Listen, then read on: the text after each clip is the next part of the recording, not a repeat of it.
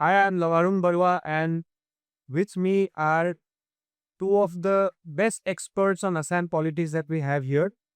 For an off-the-record session on the Assam elections, we will not merely predict the outcome of the elections. We don't know that.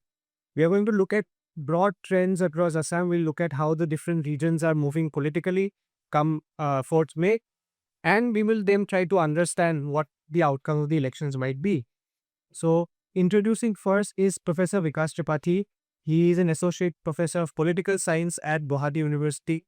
Most importantly, the reason I respect you a lot is because in 2024, when everybody was predicting the high tide of the Modi era and the 400 par slogan was going rounds, he was the first person who had actually told me in private that he actually expects that a lot of seats are going to come down, especially because of UT. So this is a man who has been very spot on with his predictions most of the days. Next, we have a very young, upcoming, but a brilliant erudite journalist, Nibir Deka, who's the Northeast Bureau Chief at NewsX.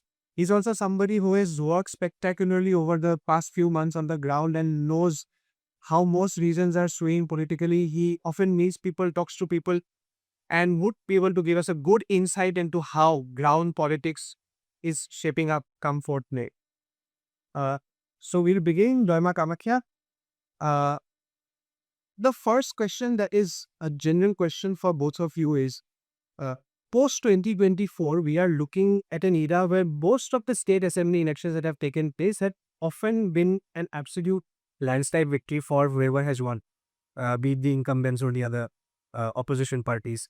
Do you predict a similar wave election in Assam, or do you see the kind of undercurrent we saw in 2024 Lok Sabha elections unfolding? Dr. Tripathi. Oh, it's a difficult question to answer because uh, every election is of a different kind and character. But if you have a snapshot of the elections that happened after 2024, each of them witnessed a voter turnout surge. There was surge in voter turnout across the states, whether it was Maharashtra, Bihar, all the states witnessed a surge in voter turnout. And similarly, the result also showed decimating showed unprecedented majorities in certain states like Bihar or even in Maharashtra, where you could see the opposition was reduced uh, to a very great extent. In Assam also, you see that there is a unprecedented voter turnout. Uh, the Election Commission of India has given a provisional voter turnout of 85 to 86%, but I suppose it will further increase, and when the final voter turnout data comes, it can be around 87 to 88%. So, what does this high voter turnout really reflect? This question is probably, uh, you know, takes me to this question about the higher voter turnout. So, what is it? Is it really the silent voting taking place supporting anti incumbency in Assam, or is it about pro incumbency driven by Labharti Rabhini? Because if you see Maharashtra, if you see Jharkhand, if you see Haryana, if you see, uh, Bihar, in all these states, women turnout was phenomenal. And the data that is available, one can sense that women turnout is something unprecedented even in Assam, it seems. So, there may be many reasons for this turnout. It may be that anti-incumbency is a word factor. But if you see the politics since last 5 to 7 years, and if you see the bracket of beneficiary politics in Assam, and the way organizational politics has become quite interlinked with how women are being organized among self-help group, and how direct benefit transfer is taking place through schemes like Arunodaya. So I can, in my assessment, there may be a Labharti Leher in Assam.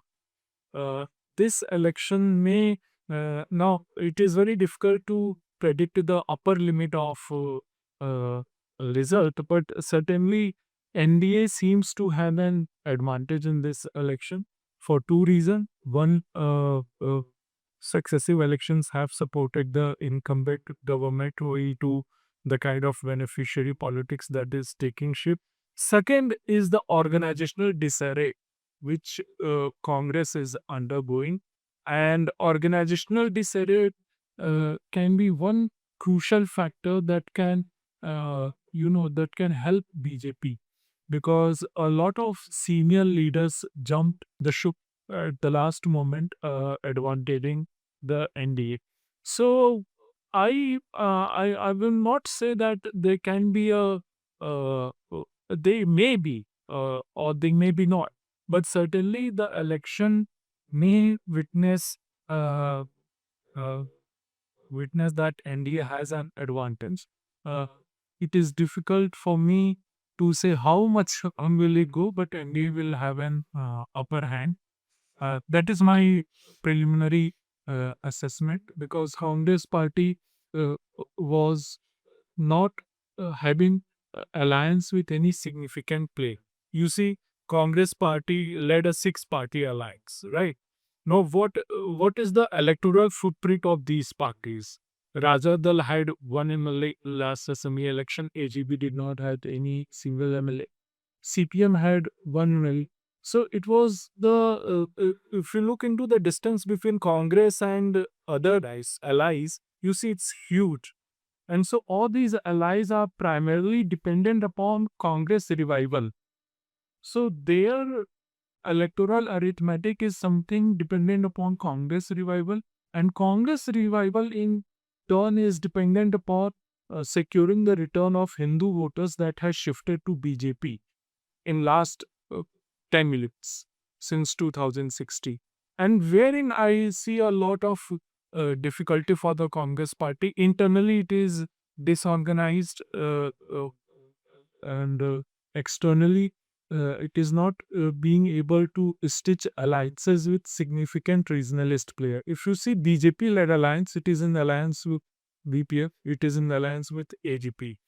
Now BPF may be contesting on 11 to 12 seats, but if you see the strike rate of BPF, it is always the highest in Assam, because it fights in all those constituencies which have a territorial concentration of boroughs, and so when it forges alliance with BJP, it leads to consolidation of non-Boro Hindu votes and Boro votes, and which is what you see that its a strike rate since 2016 has been more than 80 to 90%. Like in 2020, what its strike rate was less because Boro votes were further split between UPPL and BJP, because UPPL forced an alliance with BJP. So, AGP again, it has a better electoral footprint. It may not be the same that it used to be in 1990s or 80s, but still it has a footprint of around 8 to 12 seats, and it is able to do certain vote transfer in North Bank and Upper Assam. And in recent times, if you see the Lok Sabha elections, and if you do a assembly segment analysis, you will find that there was also AGP can also divide the minority votes. So in that sense, if you see the electoral arithmetic based on nature of political competitiveness and alliance formation and the organized kind of organizational politics that has shaped up in last uh, 10 years, you feel that the voter search is something which is which may support the incumbent government, and you can say that NDA may return with a comfortable majority, but इंसान और चुनाव कभी भी बदल सकता है. तो ये एक अनुमान है कि इसको आप पक्के से कैसे कह सकते हैं. ये एक तुक्का है. और तुक्का तो बाय नेचर ही उसकी तो प्रकृति ही है कि वो अनुमान है, अनुमान बदल की सकता. But NDA at the moment seems to have an edge. I think mentioned three very, very important points that we will discuss in detail also. One was Labharti, particularly women. Two was Congress's organizational collapse. And three was how it needs the widow voters to come back in order to widow vote. But before we go into them in detail, I want to take the Labharti portion and ask Nibir a question. It is one, the general question stands, how do you predict the elections to pan out? Two, do you think Labhartis or beneficiaries, particularly women, are an important constituent that is going to swing the election in a particular way? See, first of all, I would rather tell you something.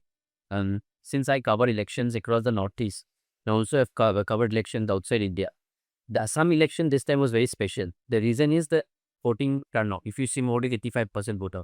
The last time when the Sonowal government came into power, it was 84 plus percentage, and since the percentage was very high, it was predicted that a new government is likely to come. This time, the opposition, our friends in the opposition, have also said the same thing. But one factor is that of the special division which has happened here, which has led to the deletion of a lot of these leaves, duplicate leaks. Even I had two voter ID cards. One of them came because of some error by the voter ID office or the electoral office. So all these have been streamlined. As a result of that, the increase of percentage was obviously was predictable. Secondly, you talked about the women voters. If you see the data this time, more women have voted this time, and the enthusiasm also on ground where I've traveled to Barak Valley, Lower Assam, Muslim belt areas, my Middle Assam, and also the Upper Assam, where I've seen the women have come out in large numbers, and this is across party lines. That participation tells you how women are active in terms of Assam politics. Now, talking about beneficiaries, I'll just give you two impact of beneficiaries constituency wise. We all are all talking about in Guwahati constituency, which is the Dispur constituency, where रातों रात को एक नया candidate आके who was not supposed to contest from BJP, Pradeep Bodoland, he got ticket and he is now contesting from a BJP ticket, whose photo was in a Congress office just hours before he came to the party. So in his constituency, the beneficiary voters will be the key deciding factors. In a constituency like New Guwahati, where when we talk about New Guwahati, we think maybe GS Road, we think maybe the shopping malls that we are seeing, but those people go on a holiday when it comes to elections. They go to Shillong. I am a journalist. If I would not have been a journalist, if I would have been a banker or something, if there is election, maybe I would have gone to Shillong or any such place. So if you see constituency like New Guwahati, majorly the voting chunk is from the hills. There are Engrabari Hills. There are a lot of these Hegrabari, GS Road, Chanmari Hills. All these people are primarily women and they are beneficiary voters. They have got money through MMUA, Mahila Uddamita. Then they have got money from the monthly Arunodaya scheme. So the recall value and their sentiment for the current government is there because of the beneficiary schemes. And as such, they have come out in large numbers to vote. Before voting also, we see a similar pattern of women in the rallies. I have not seen such high level of male participation in these rallies. Obviously, traditionally, on the patriarchal norms, men go to work and women, they maintain the household. And as such, their representation on the rallies is more women. And that is the character throughout the Northeast. But this time also, we have seen severely the women are, actively participating. And also, very funnily, that these are anecdotal stories. This cannot be taken as a case study. But there are even disputes within the family wherein the mother-in-law has got Arunodaya, the daughter-in-law has not availed the scheme. And as such, there is also element of friction within the family that my mother-in-law has got money, why didn't I get? So the CM in one of his speech where I was there, he immediately stated that next time when we come to power, all of you will get Arunodaya scheme. He said in one of the rallies. So he immediately identified the sentiment within the family. So that shows you the level of women participation. They're very interested, and the very unique nature of our elections in Assam is also something which is, I am digressing a bit, is 126 assembly constituencies. We held the election in a very smooth manner, no violence, which was not the case earlier. And we maintain a very thorough professionalism. Our presiding officers, who are government officials from different departments, they maintain professionalism. And the fallout was a very dynamic election, vibrant elections. And on the voting day, the women came out in large numbers across communities, across religious lines. And if you're talking about trends, you're talking about wave. And if that is not a wave, then what is? On the women voter issue, Uh, we often talk about FMU and Orododa, but one of those emotive issues I think have been post 2021, a lot of rural debt and poverty that used to be there, at least in middle Assam and lower Assam belts. I think the microfinance loan waiver also got the government a lot of moving. Do you see that happening or? Yes. See, I'll give you a very funny story in terms of microfinance. So this is around 2021 when there was huge protest going on in Assam regarding microfinance. There was also protest happening in Guwahati. So in one of my journalistic stories, I visited a hilly area, which now falls under New Guwahati, which I was referring to, that how much hilly areas, they are the bigger voter in terms of New Guwahati. So I had gone on a routine story that asking women what problems they are facing regarding the loan recovery agents who come and do sometimes unconstitutionally, illegally charge them, about returning the money or the EMI. Some of the women thought I am a loan recovery agent and they tied me up in that ferry. It is in Titanab. So that was the situation, that was the anger among the women. They thought that I am also a loan recovery agent and they tied me up in Bapuji Nagar Hills in Gitanagar. I had to show them my press ID and then I was immediately, they let me go. So the anger and resentment was there. There was a huge problem of bad loans, these bad micro loans. On an economic perspective, bad micro loans are not seen as that bad because they are seen from a consumption point of view, where when you give them micro loans, the consumption rises, the GDP rises, and so on and so forth of macroeconomic theory. But on the ground, when we go to individual case by case studies, these families were facing a lot of harassment from loan recovery agent. Now, whatever that is right or wrong is the different debate. But with the weak assurance being made that their loans are going to be, taken care of. That brought in a lot of sentiment among the women. And this is pre-Orunodoi days. This is at a time when nearly 750 rupees was given to a very small portion of women getting Orunodoi benefits. So that was the first confidence booster among women. And uske baad we have seen that, Orunodoi coming 0.1, 1.0, that 2.0, that the, monthly amount of Orunodoi increasing.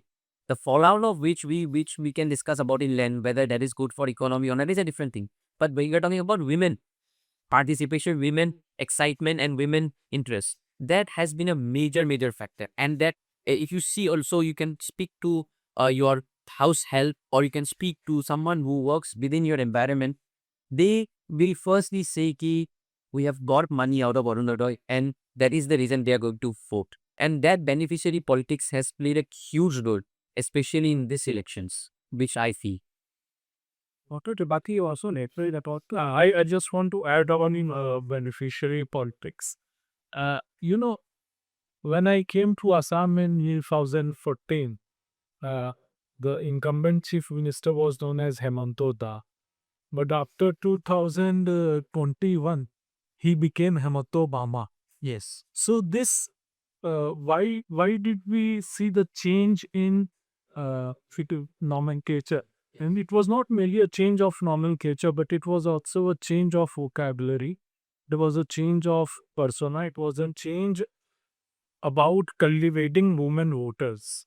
Across states, BJP has witnessed a surge in women turnout, and they could understand that it's the time to capture the women voters, because first, they outnumber the male voters. Second, in a state like Assam, ever since Assam agitation days, you have seen more women than men participating in both formal and informal politics. Formal politics means electoral politics, and formal means agitation, protest, movement. If you remember the car agitation also, it was women who outnumbered men, right?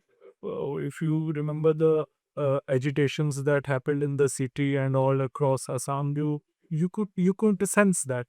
So women voters have been cultivated, and BJP in Assam is no longer a party. It has become quite systemic. In a sense, it has become a system which a BJP dominant system, you can call it, where you have an organizational deepening, and organizational politics is the core strength of BJP across the states, if you see.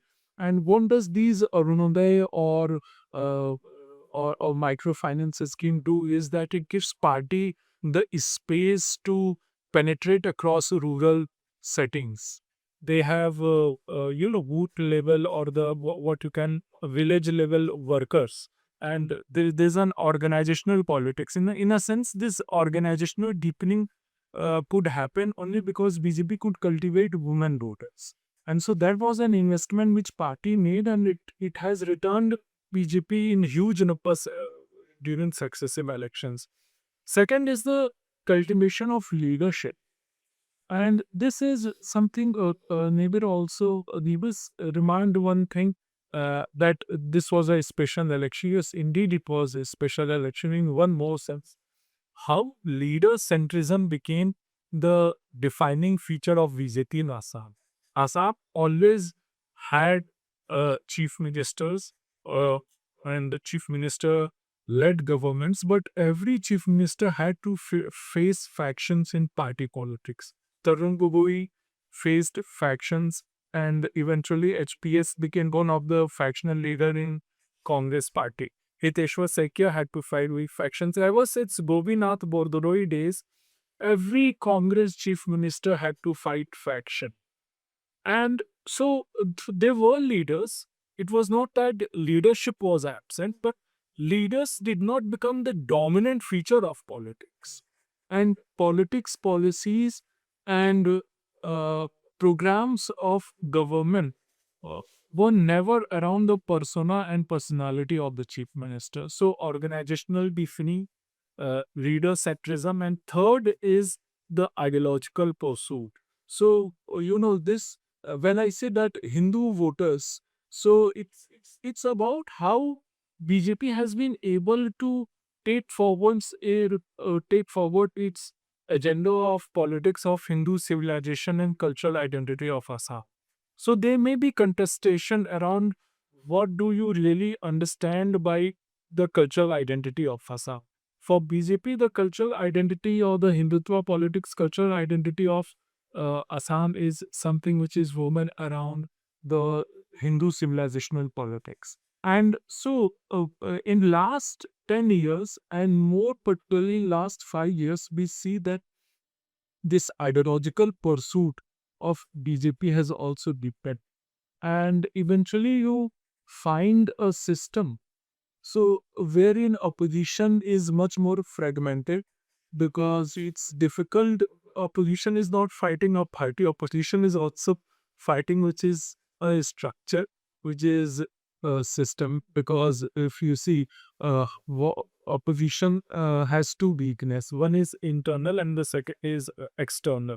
Broadly, internal is the organizational disarray that can be connected to Delhi and all those places. But if you see, external is also the poaching that happens. If you see, the present chief minister of Assam is the former minister or the former poster boy of Congress politics in Assam for around 1.5 decade. And that has happened across states in Northeast India. So you find that opposition is fragmented, is divided, there's organizational disarray, there's a defection, and which is what adds to the system which is BJP dominant. I will like to say that though there's a the kind of politics which is being led by BJP is systemic, but it is also fragile because they also undertake a lot of transactional politics like with ethnic communities, ethnic leadership. So women voters have now become the core voters of BJP, and that thus you see the rise of Hemanto Mama. You see small kids coming to Hemanto, embracing him. This is a new phenomena. Yes, and this has to do with what BJP did in Madhya Pradesh. Shivraj Singh Chauhan became Mama. You see, Hemanto became Mama. So it's something about cultivating a new kind of leadership and also taking dividend of the large number of women voters, and also being aware of the fact that in Assam and in Northeast India, women participate in politics in large numbers, though they are not as much represented.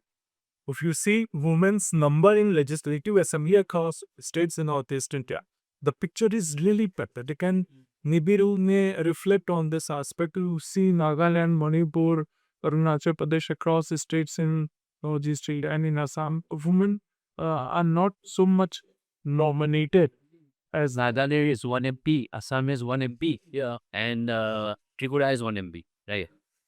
Out of 25 seats. So that's why you see the kind of women turnout, the kind of लाभार्थी राजमी, क्योंकि लाभार्थी राजमी में आप house hold को target करते हैं और house hold को टारगेट करने के लिए जो सबसे आसान सुलभ तरीका है कि आप नारी से जोड़ते हैं पूरी लाभार्थी राजनीति को। ये भारत के समस्त राज्यों में हो और आसाम में भी वो हुआ और आसाम में the kind of hold that and it will come to it. And another point, what Vikas has stated, Tripathi sir has stated, because so that if one woman of the family becomes your voter, the entire family also consolidates because she has the ability to make impact, influence it. So that is also big. Yeah, indeed. Which Nitish Kumar used to do in the In Nitish across cycle dilake cycle cycle big cycle was cycle created a euphoria for Nitish Kumar, and if you study Nitish Kumar social base, you would find that women there also outnumbered men when they tend to voting for Nitish. even prohibition of alcohol. Prohibition of alcohol. So you mentioned about the making of Himantong. Yeah. I want to get to a debate about do you think that the cult of Baba was the most important defining factor in or sector visions between the two parties? And do you think that the party itself is moving in a direction where it is becoming more personality centric than organizational / ideological? See, there are two things here.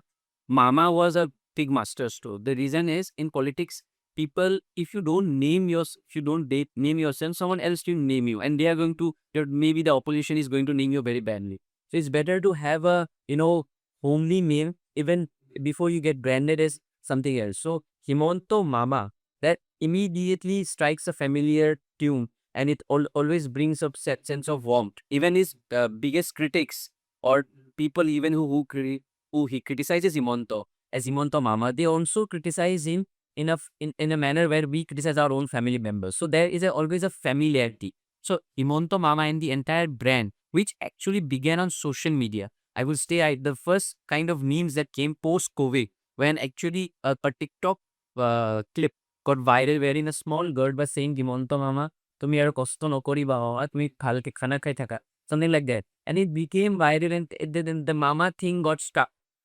Similar persona that I find in Assam politics is Hangrama Wheelery. He also has a similar personality, and Himanto Mama's this entire Mama image, has transcended Assam. It has gone to even other states of Northeast and also in different parts of the country. So that Mama branding was like very important for him, and especially to catch hold of the younger generation and also the women that you highlighted so rightly. The second part of your question was that whether centricism, which sir has highlighted, कि leader centricity बढ़ता जा रहा है, that is a character of all the political parties. If you see in Congress right now, the people, the photos of the people who were at the main manifesto and at the Rajiv Bhavan, many of them have left. Like Uben Bora has left, Bodoland has left. But we cannot discount the aura that Gaurav Gogoi has to a certain extent. Whether he wins it, whether the Congress wins it, that is a different debate.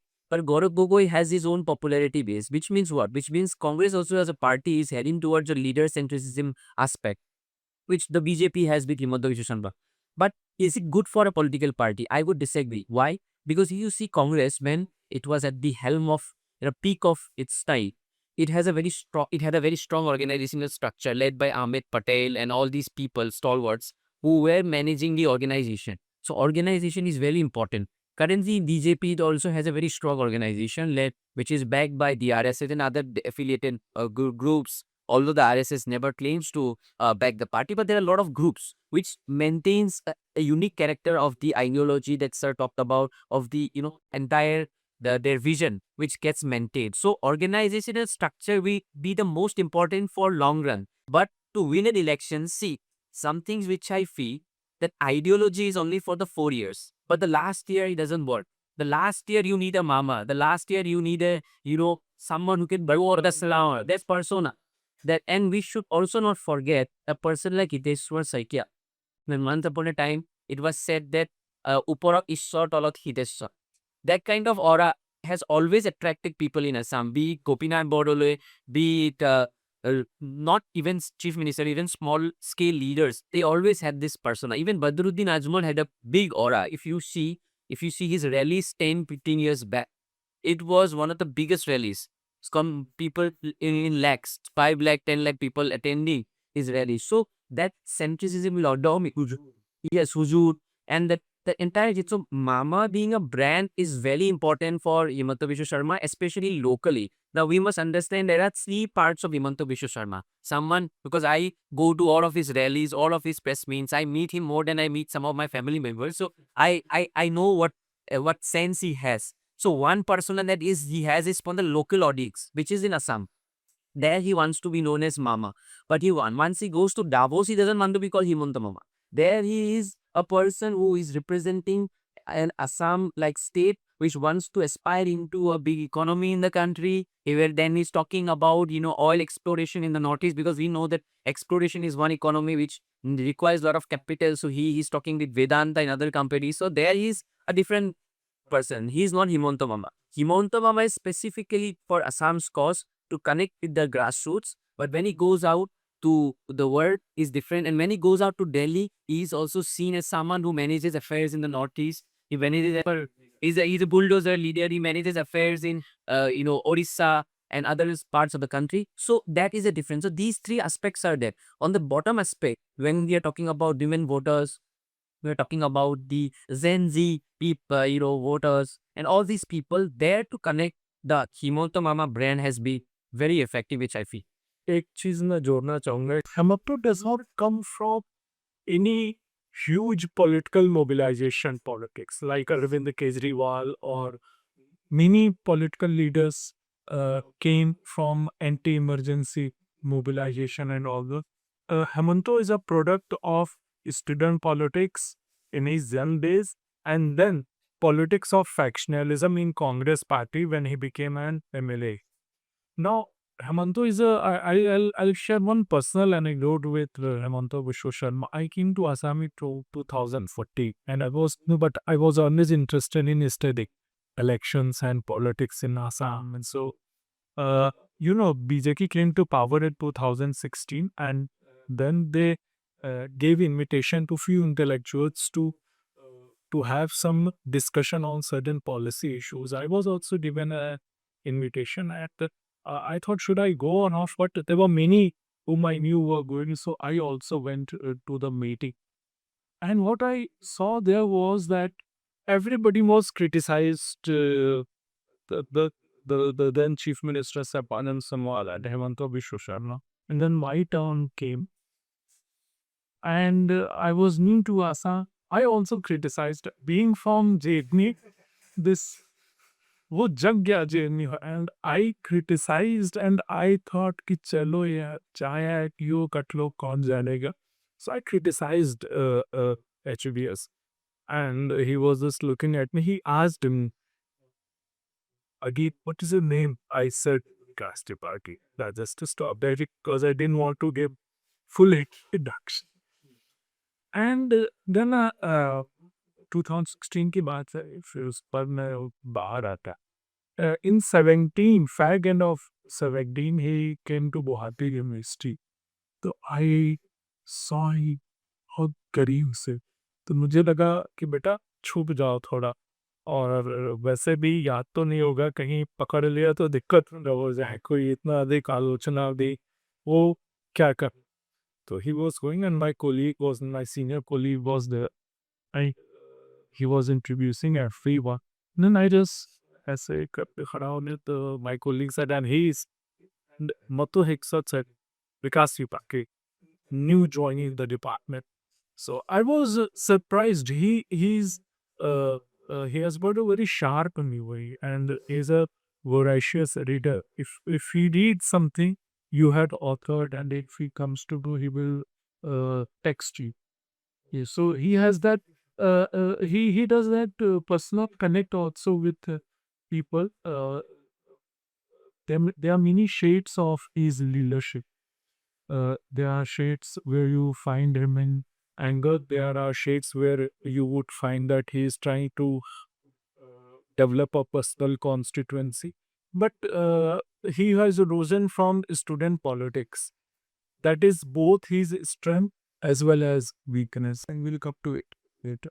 Before we move into analyzing each independent region, each region independently, one last question to Tripathi sir. Even talking about Hindu vote consolidation.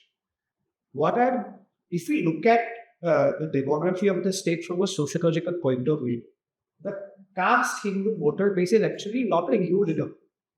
30-35%. A lot of voters vote. Actually, if you talk about the personalities who call themselves outside the mainstream people vote, some would call themselves activists, especially in the hills in some of the plain tribes.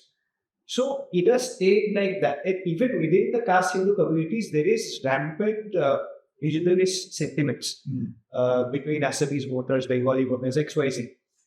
In a state where where the so-called Hindu vote itself, demography itself is so fragmented, how do you think Assam has been able to achieve perhaps one of the highest percentages of Hindu vote consolidation? How has the BJP been able to achieve that? And do you think that will happen again this time when will help the party to live? So, you need to understand the electoral context of Assam. Religious polarization is not something new in Assam. Even the former Chief Minister Tarun Gogoi was a beneficiary of a kind of soft Hindutva politics, and there are studies which pointed out this when he himself called, who is Badruddin Ajmal, in 2011, just right before 2011 election, and then there was a kind of a polarization that happened. But there are some new features of religious polarization that has taken place. Like, the religious idea of religion was not central to political discourse. Religion has now become the central feature of political discourse in Assam.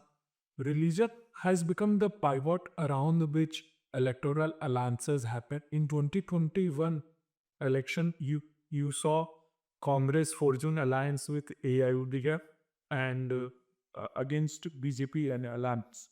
And in that election was one which witnessed heavy religious polarization, eventually leading to decimation of Congress party, because Congress did well, but most of its seat came from minority dominated constituencies.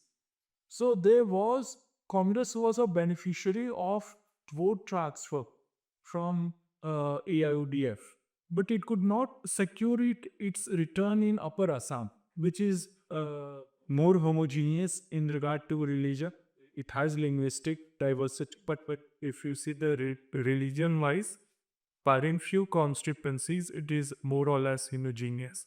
So, Congress always had two core voters, Ali and Kuri. And Kuli means Adivasi voters, they shifted to BJP, and Ali shifted to AIUDF. And that became the pertinent factor for the decline of Congress, because, in Upper Assam, जैसे मतलब जिसके पास अपर असम में दबदबा होगा उसी की असम में सरकार बनी, क्योंकि upper Assam is the region which sends maximum number of MLAs proportionately and in absolute numbers to Legislative Assembly of Assam. And when I say Upper Assam, I also include, basically north of Guwahati, the Raisab, the North Bank, and Dibrugarh, Tinsukia region. So, what has happened in Assam in last 10 years, that religion has become quite central, and so you have a valid question: why are ethnic groups which considered their linguistic identity to be the primary marker of identification voting for BJP. And herein you have to understand the BJP is a party which adopts multi-pronged strategy for its electoral dominance. So, they the caste Hindu voters may be around one third, maybe around 35 to 40%. And mostly there are ethnic voters voting happening around the idea of language and so forth. What has happened is the reach out strategy. So, one is that these ethnic groups and the regionalist parties in Assam, they are structurally dependent upon the dominant party at the union. And it is not a matter of greed. Many people consider that owing to change of government at the center, the regionalist parties and the linguistic leaders or ethnic leaders shift their loyalty to the party in power at the union. You have to accept and understand the uniqueness of the constitutional scheme in Northeast India. Now, BJP's the primary reason for BJP to retain the Hindu voters and to further consolidate upon it is its transactional character, transactional relationship with diverse ethnic and linguistic leadership, its alliance with BPF and AGP, the Assam Legislative Parishad and the Bodo People's Front, and they allied with the BJP because they are revolving around issues which can structurally be resolved only through mediation, arbitration, or intervention from the union government. So, what are so for instance, the Adivasi community, they always supported Congress. Till 2014, they were the core of Congress voters, right? The tribal voters in the hills, they always supported the Congress, and for some brief period, there was CPIML and some regionalist party was always there, but primarily they supported Congress. Why did they shift? You look at the kind of demand, the ethnic demand, they are about ST status, they are about autonomous councils, they are about citizenship issue, they are about illegal immigration. Now, on all these issues, state governments have limited avenues and resources, constitutionally speaking.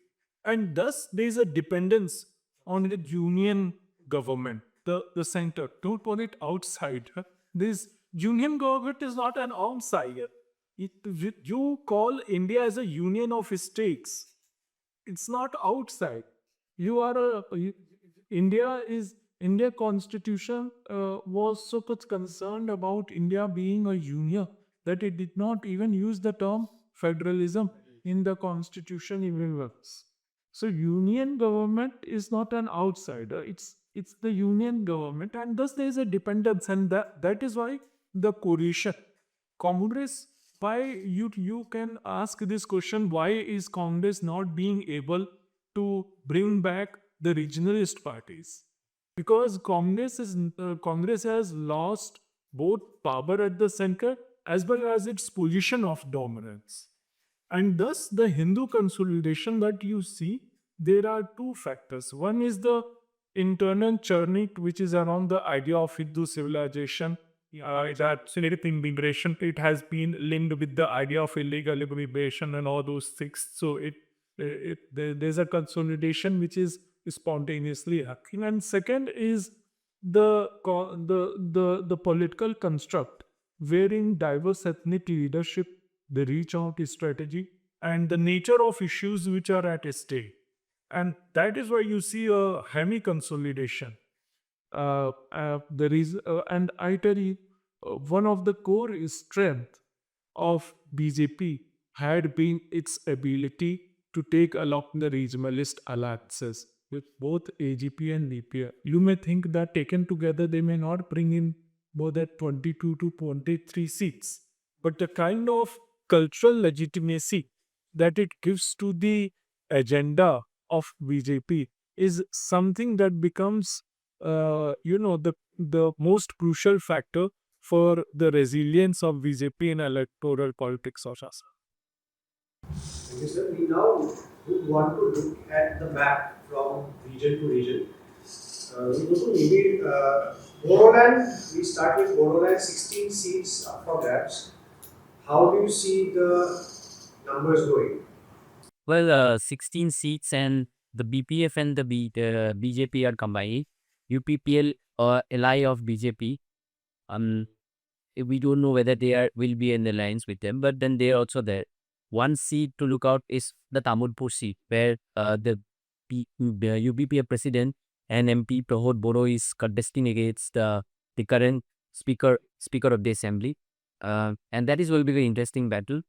Tamulpur also has a lot of non-Bodo vote, and which UPPL is traditionally known to draw, because Pramod Boro's biggest critics within the BTR was that he was seen as a non-Bodo leader, as someone we used to soft to take the Bodoland, Bodo nationalism issue. So Tamulpur is one seat to look out for as far as the backing is concerned. One also who seats that I also feel strongly is that Bizni can also be a tough fight for the NDA versus the Congress, because they have a very strong candidate there. And rest, I see a BPF advantage.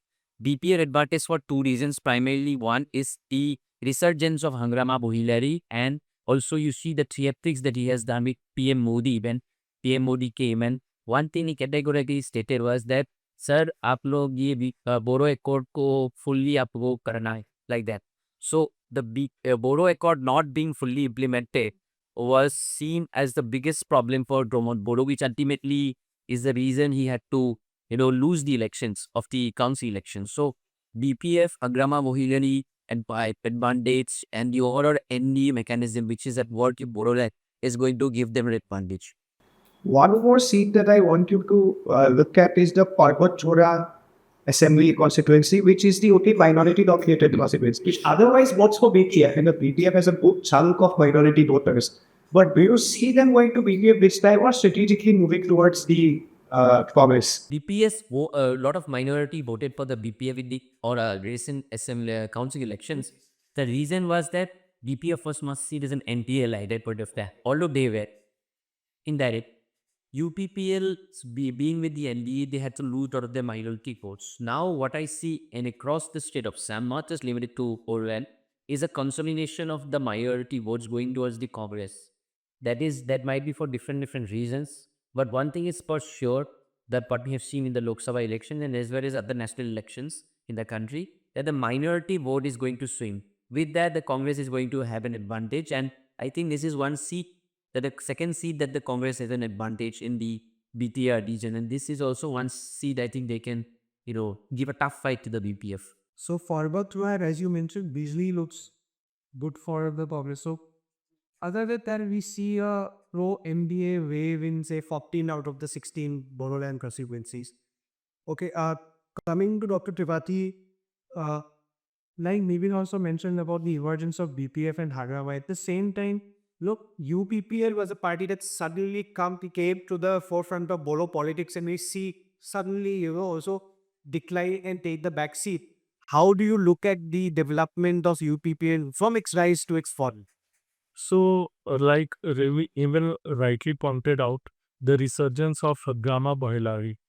DPF, BJP became pragmatic after 2021 assembly elections, wherein it could see a lot of split of vote happened. And more concerning was the shift of a regionalist party towards the Congress, because BJP has a strategy for entire Northeast India.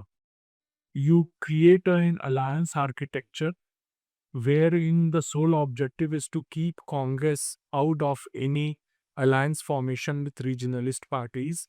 So you may contest your own ally, like BJP contest NPP in Meghalaya, right?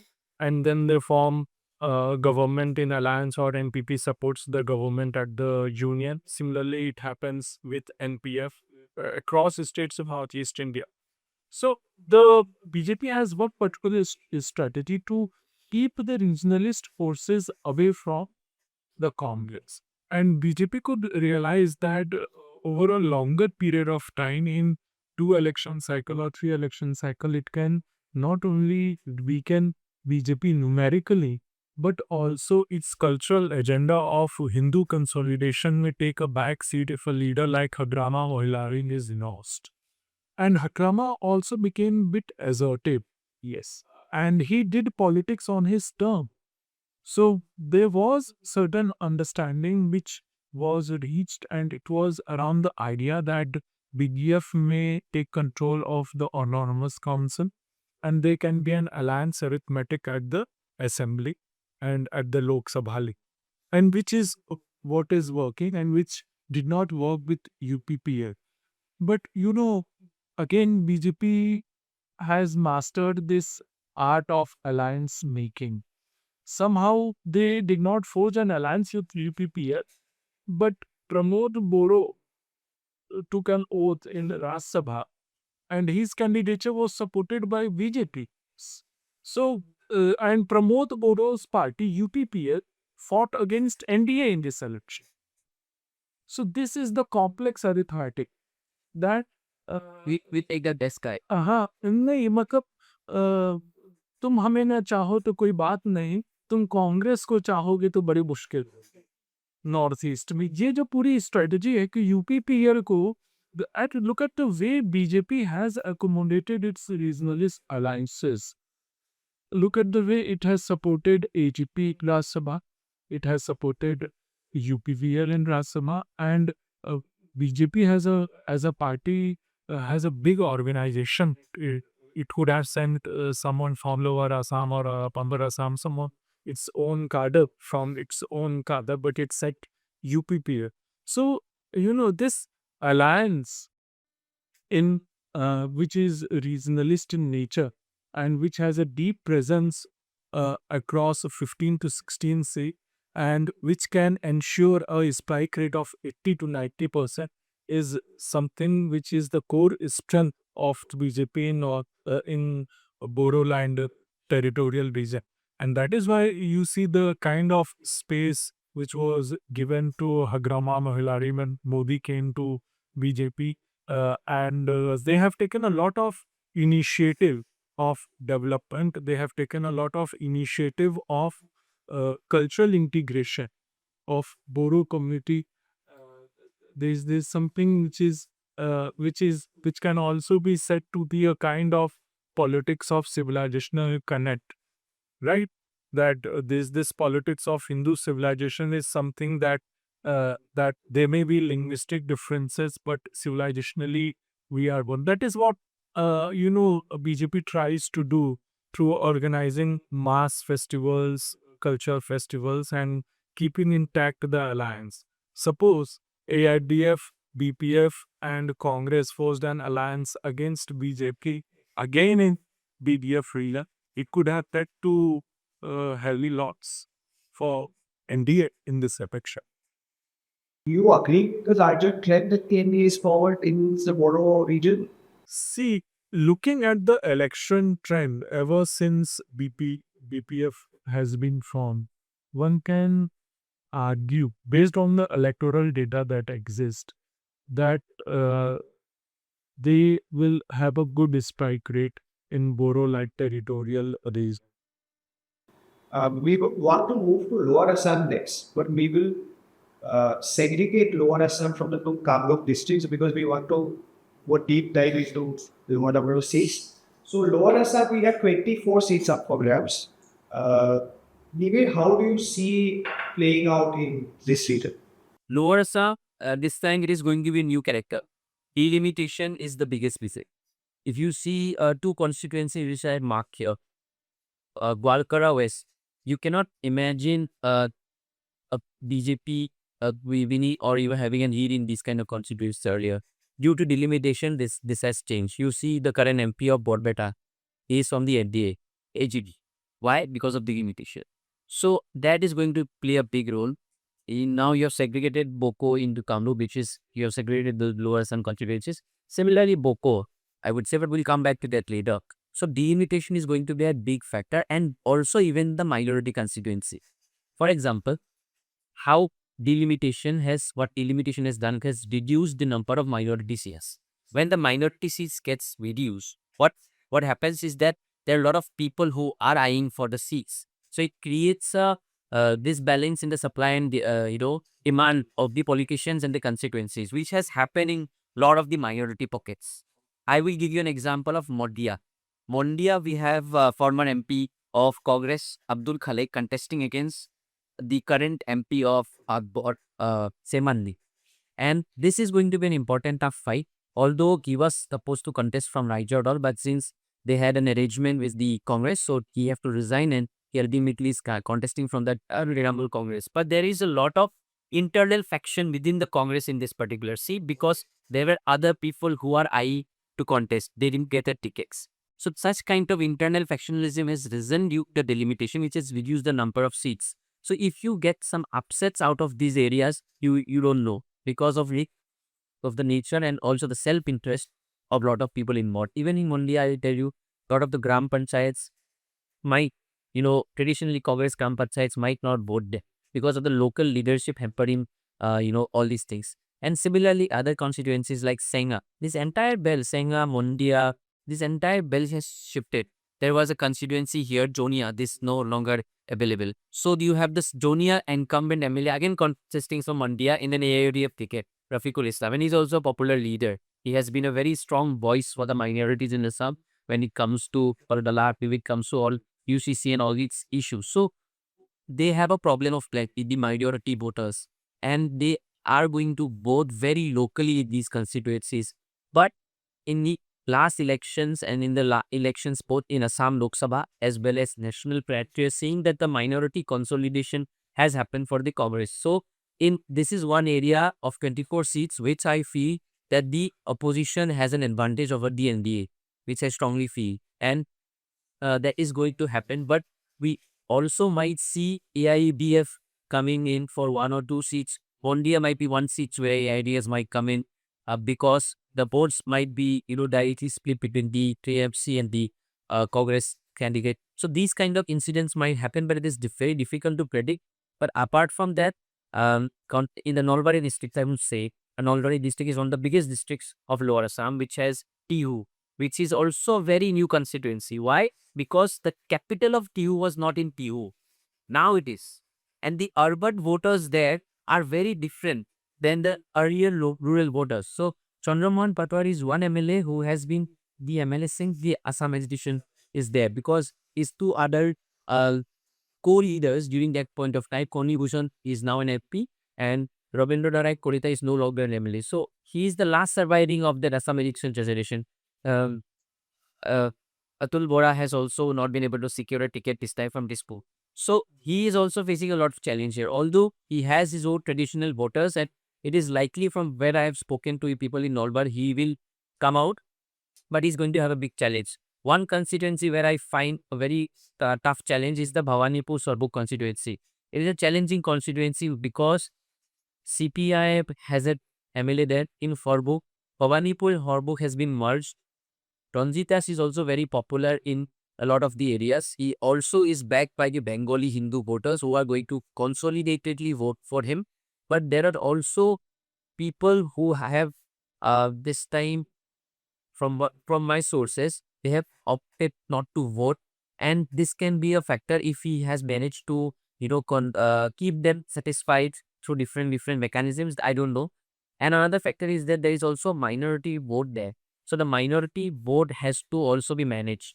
So there are independent candidates contesting for Bhawanipur or Sorbuk, so that the minority vote doesn't vote the CPI candidate. All these arithmetics have been touched. So this is also one very interesting seat in Lower Assam, which I feel is going to be challenging. We come to delimitation again.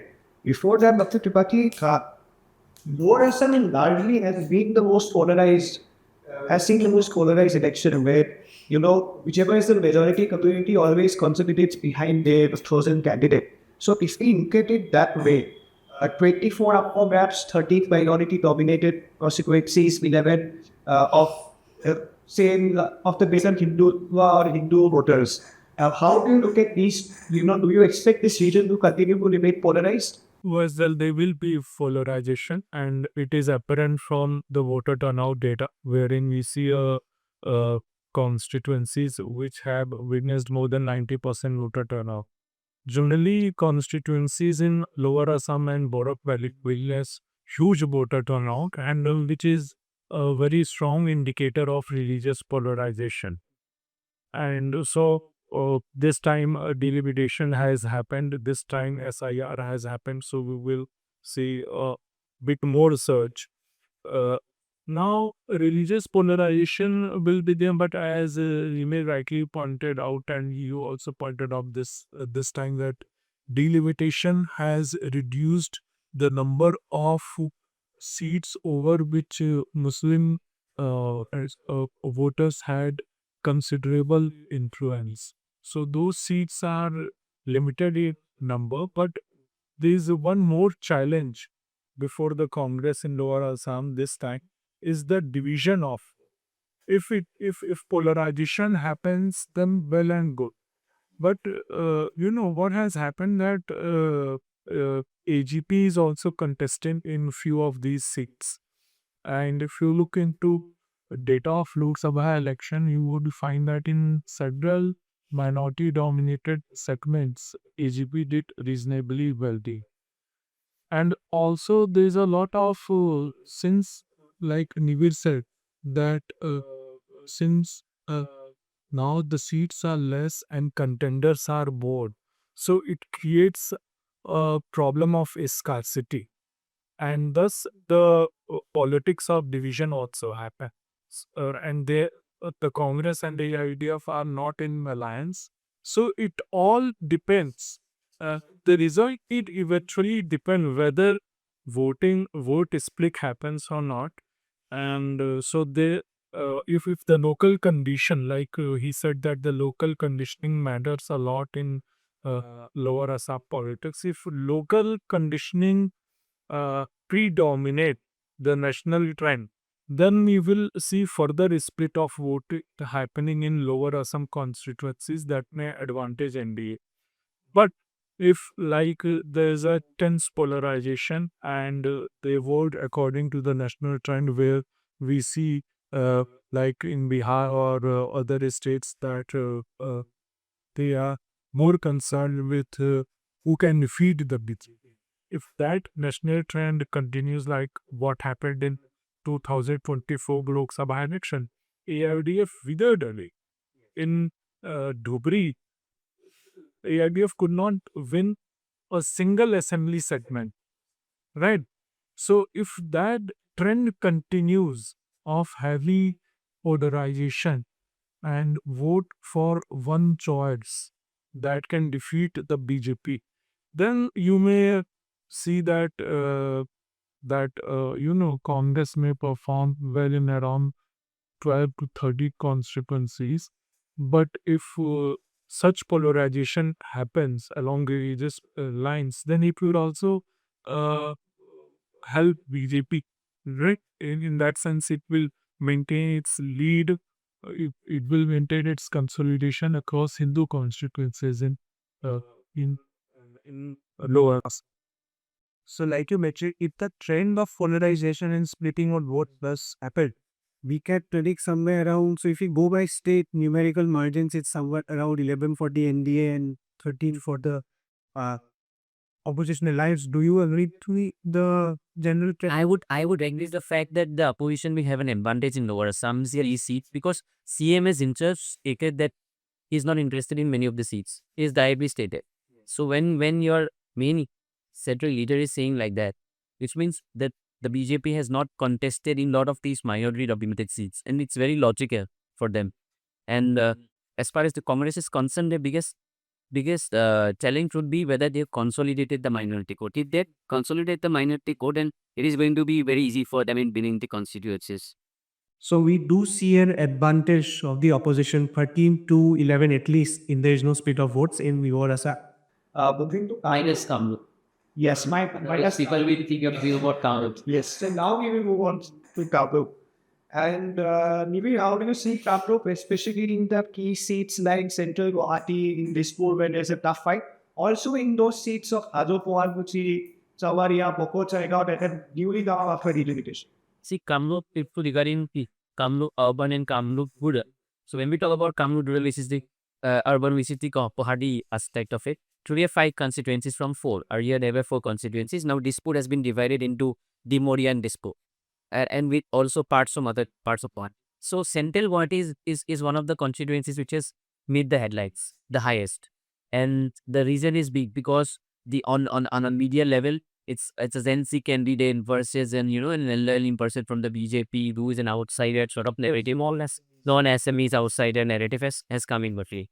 But Central Guwahati seat is also fairly complicated because of the nature of voters there.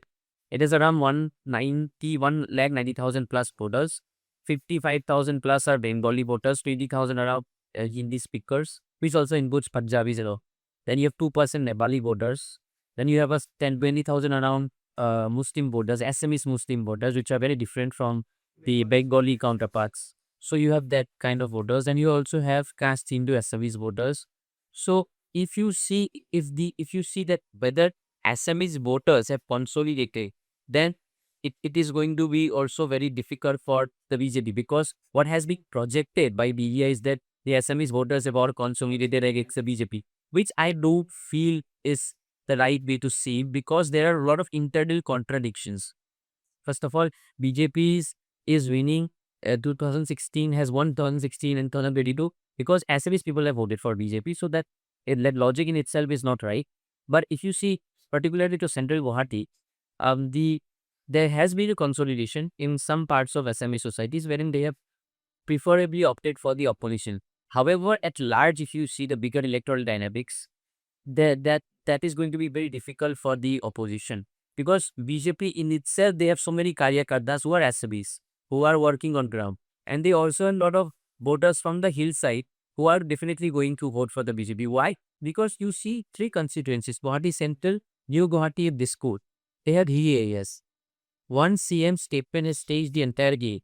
The CM statement wherein Hemanta Biswa Sharma stated that he is going to give land patta to indigenous people whereas a new government comes into power. That has immediately shifted everything. That is the reason you see the similar confidence in Dispur, the similar confidence in New Guwahati, because the Hills board is going to be consolidated to BJP. They are going to vote symbolically. So that is also going to factor in Guwahati Central. And people who stay in the hills are migrant workers, hard-working migrant workers, and they are predominantly from the Assamese society. So that factor is there. Apart from these 3 constituencies, obviously Dispur is a very interesting constituency. Dispur, we have Pradeep Bodoland, Congress MP, contesting on a BJP ticket, person, an old BJP person who uses Atal Bihari Vajpayee's photos or campaigning. And then we have another person from the Congress, Meera Bhattaku, who was a former BJP. So this seat is very interesting. But here also you see that there was a sort of apprehension for Pradeep Bodoland when he got a ticket, but that with Jayanta Das coming into the picture, that resentment votes can also swing to him, and he has significant popularity in places like Beltolai, where he is from. But if you see the hillside of Disco, which has a significant amount of the people from the hillside, number of people, especially in Bokisto Sari, all the spaces, they have largely voted symbol, and that can be an advantage for the BJP. Janambari, we all know that is the CM constituency, has been winning it since 2000. Just to take you back again, do you see that Joindalas would cause significant harm to the BJP because of the ideological vote split, or do you see the BJP still do well because of the regions and other places?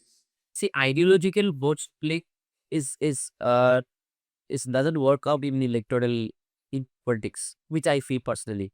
But what Joytadas resembles is that he has been on ground for a lot of time, he claims, and he has been a son of this school. He has studied with Gobar school, which is in this school. So his entire pitch is that I am your son, I am son of his. He also has he has some sort of popularity which I have felt in the Benetola region, and also in some of the uh, marketplaces which is predominantly run by SME small scale business workers. So he has popularity there. Whether the popularity is enough to win the seat, I have apprehensions in that. but he is definitely a factor which, and the votes that he gets might determine the outcome of the winner. For example, if Birabor Thakur wins, we also have to see how many votes Joyanta Das has got out of Pradip Bodole. If Pradip Bodole wins, Joyanta Das will also be a factor of how many votes he has been able to get out of Birabor Thakur. Now, where is the swing? Is the swing towards resentment that a Congress face has been given ticket in this score? Or is this swing against anti-incumbency?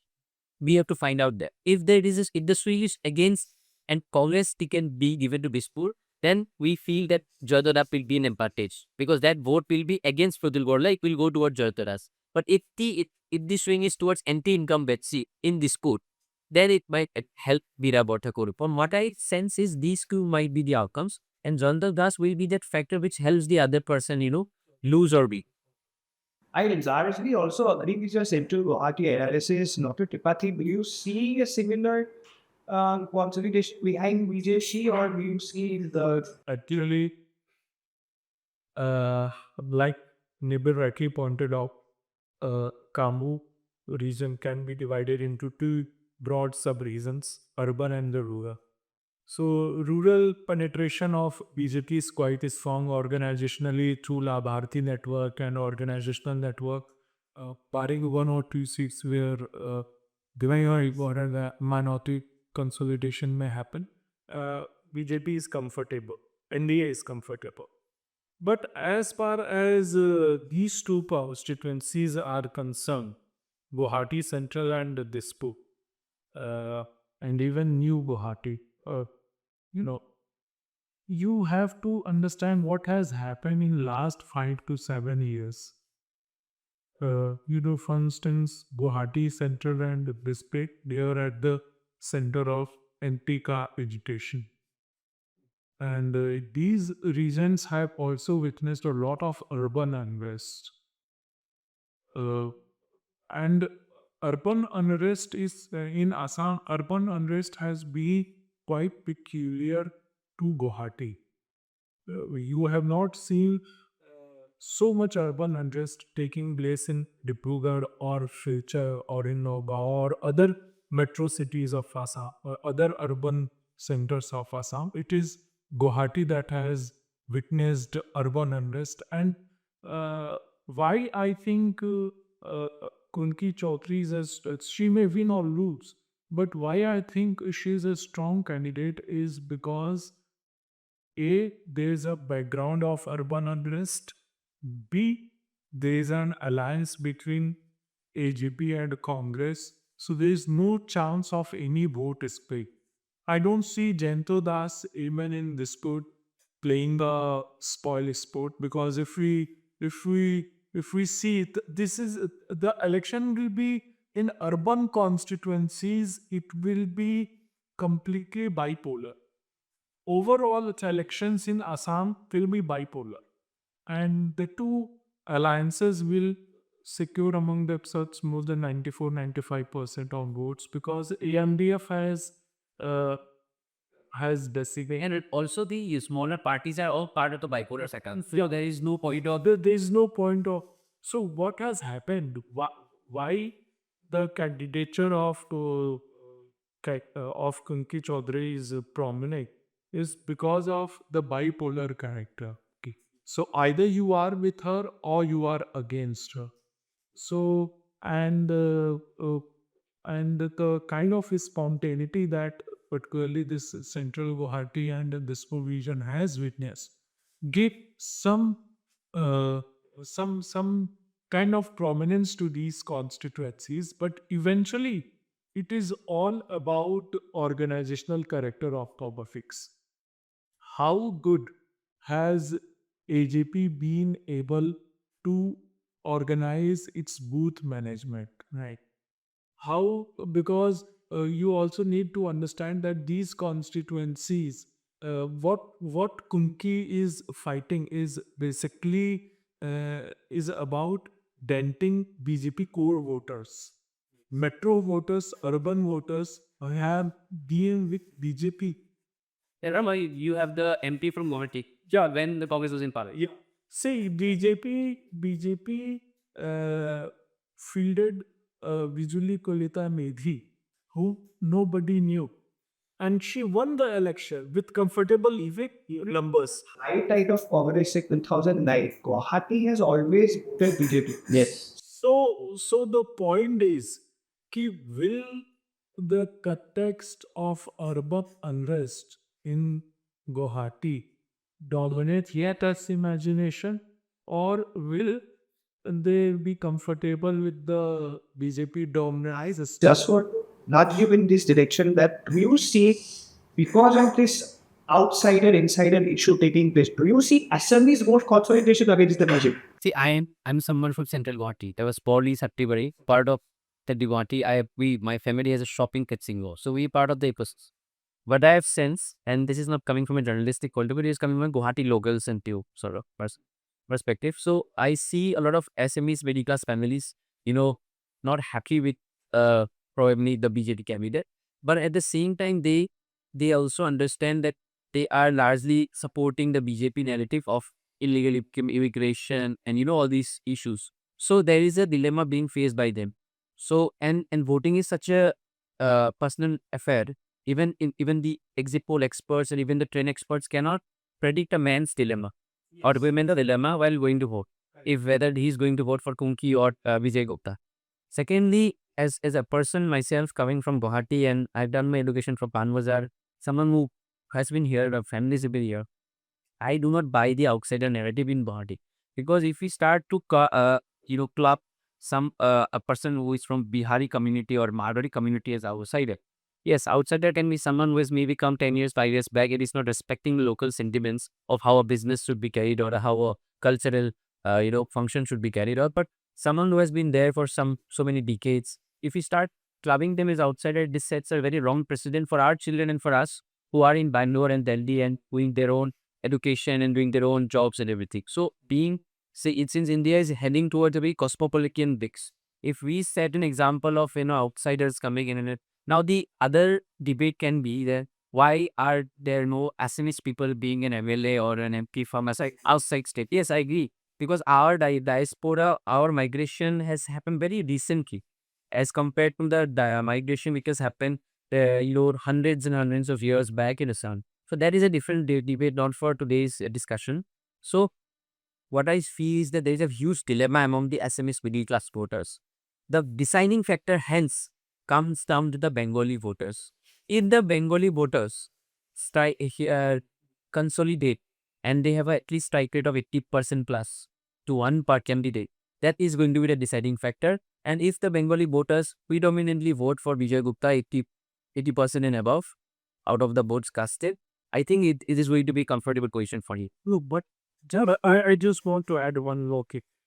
When I talk to people around Guwahati, they are also uncomfortable with BJP on one ground, that BJP field any candidate from constituencies in Guwahati. For instance, this Dispur is a easy constituency for PJOD. It's not a difficult, but it became difficult constituency because they fielded a candidate at the last move, and a candidate who switched over from Congress to Party. But he's a strong candidate, and it is easy for Pradeep Borduroi to win because he knows organizational management, and when he effects, it also means that he would have certain loyalist in the Dispur region kind of background that he holds. But there is a voter resentment in Guwahati about the candidate selection in general. Yes, in urban settings, they like Siddhant Bhattacharya was a prominent leader, and there used to be West Guwahati, East Guwahati, Lali was South Bhakti, yeah, East Guwahati constituency. But voters always used to complain that sir, he's not kind of very active or accessible. So they but he had been the party hardliner, party hardcore. He's one person who brought Hemanta Biswa Sharma to BJP's fold, and his contribution is immense. But if you look at from the voters' sentiment, voters have always been skeptical with Congress and BJP that they can field because this is a metro setting, urban setting, and urban voters, middle class voters, aspirational voters, educated voters are mostly supporting the national party. So there's this resentment also. It only result will tell, but these two seats, Dispur, I think uh, is is may go with NDA. You are see, one thing that I would like to point out, and this is going to be the biggest narrative in Guwahati, is that whether the candidates from the BJP are from Guwahati or not. Yeah, seeing you, Guwahati, Diblu Ranjan Sharma, a very nice person. I know him on a personal level, but he's not from Guwahati, he's really from Samuguri. And then he's also the MLA of Samuguri, current MLA of Samuguri. Then we have another candidate, Pradhu Bodli, is originally from Upper Assam, and he has been a Margate, and then he's been an MP in Nagaon, and now he's coming to this political kind of contest. So that's three things that is going to be very effective for the BJP. One is the structure they already had. The first rally of Pradhu Bodli was there. So he was with the AGB people who were taking him to those AGB dominated pockets, which has been left by Atul Vora. And then he was taken by the BJP guys in the BJP dominated pockets. So the very organization coherence, very have an organizational coherence and a structure, it helps you. Secondly, we should not forget that Himanta Biswa Sharma is from Guwahati. Yes. So it doesn't matter. So he is from Gandhi Bosti. He has played football with people from, if you go to Sikpukuri bus stand, you ask anyone, any middle-aged person, and he would say that I used to play football with Himanta Biswa. So when the chief minister is from Guwahati, doesn't make sense to point out the fact that someone else from Guwahati comes, and it is going to be like an onion peel. You peel and the onion doesn't it's finished. So that kind of syndication is going to be there obviously, and it will not affect whether it translates into votes or outcome is something else.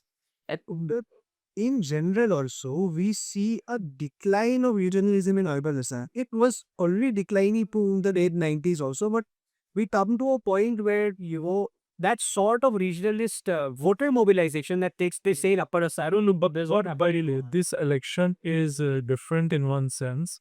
Like from last election, from 2021, Congress has been quite selective about constituencies over which it concentrates. Like KJP, AJP, Rajardal and Congress are not so much focused upon all the 126 constituencies. Like NDA, it is not bothered about some constituencies and they openly admit it.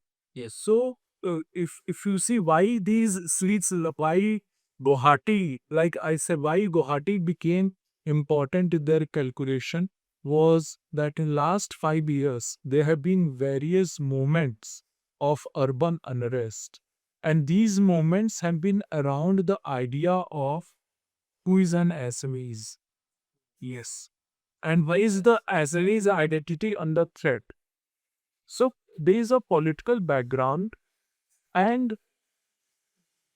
the result will depend upon this crucial idea whether the Congress elite being able to consolidate upon this existing fault line and because it is very difficult to crack the code of urban middle class voters who had been traditionally voting for PDs. How do you see urban unrest? See, urban unrest is fairly a non-Guwahati phenomenon, geographically located in Guwahati.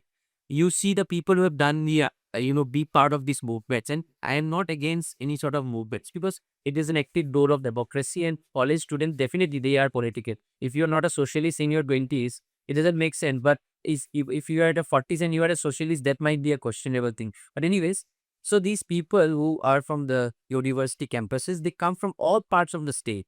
They are not limited to Upper Assam or Lower Assam, and they are predominantly hostelers. So people of Guwahati, they don't have time for unrest. They are predominantly interested कि कहाँ घूमने जाना है और कहाँ पे chilli करना है और कहाँ पे पढ़ाई करने जाना है, tuition करने जाना है. I'm not saying the outsiders are also not interested in education. I'm just saying that student politics may 9 to 5 job and weekend को travel. Yes, you say the student politics, you see Cotton College या Bharati University में कितने localers देखते हैं election. अब तो sir, you are from the university. So urban unrest and also we should not discount the role of anti-social elements during the CAA unrest. CAA Andolan, we all were part of that entire movement in some way or the other. Some of us might have posted a status on Facebook. Some of us might have gone out on the streets. Different involvement, but the involvement of antisocial elements and these antisocial elements are still there, which gets ignited during these unrest.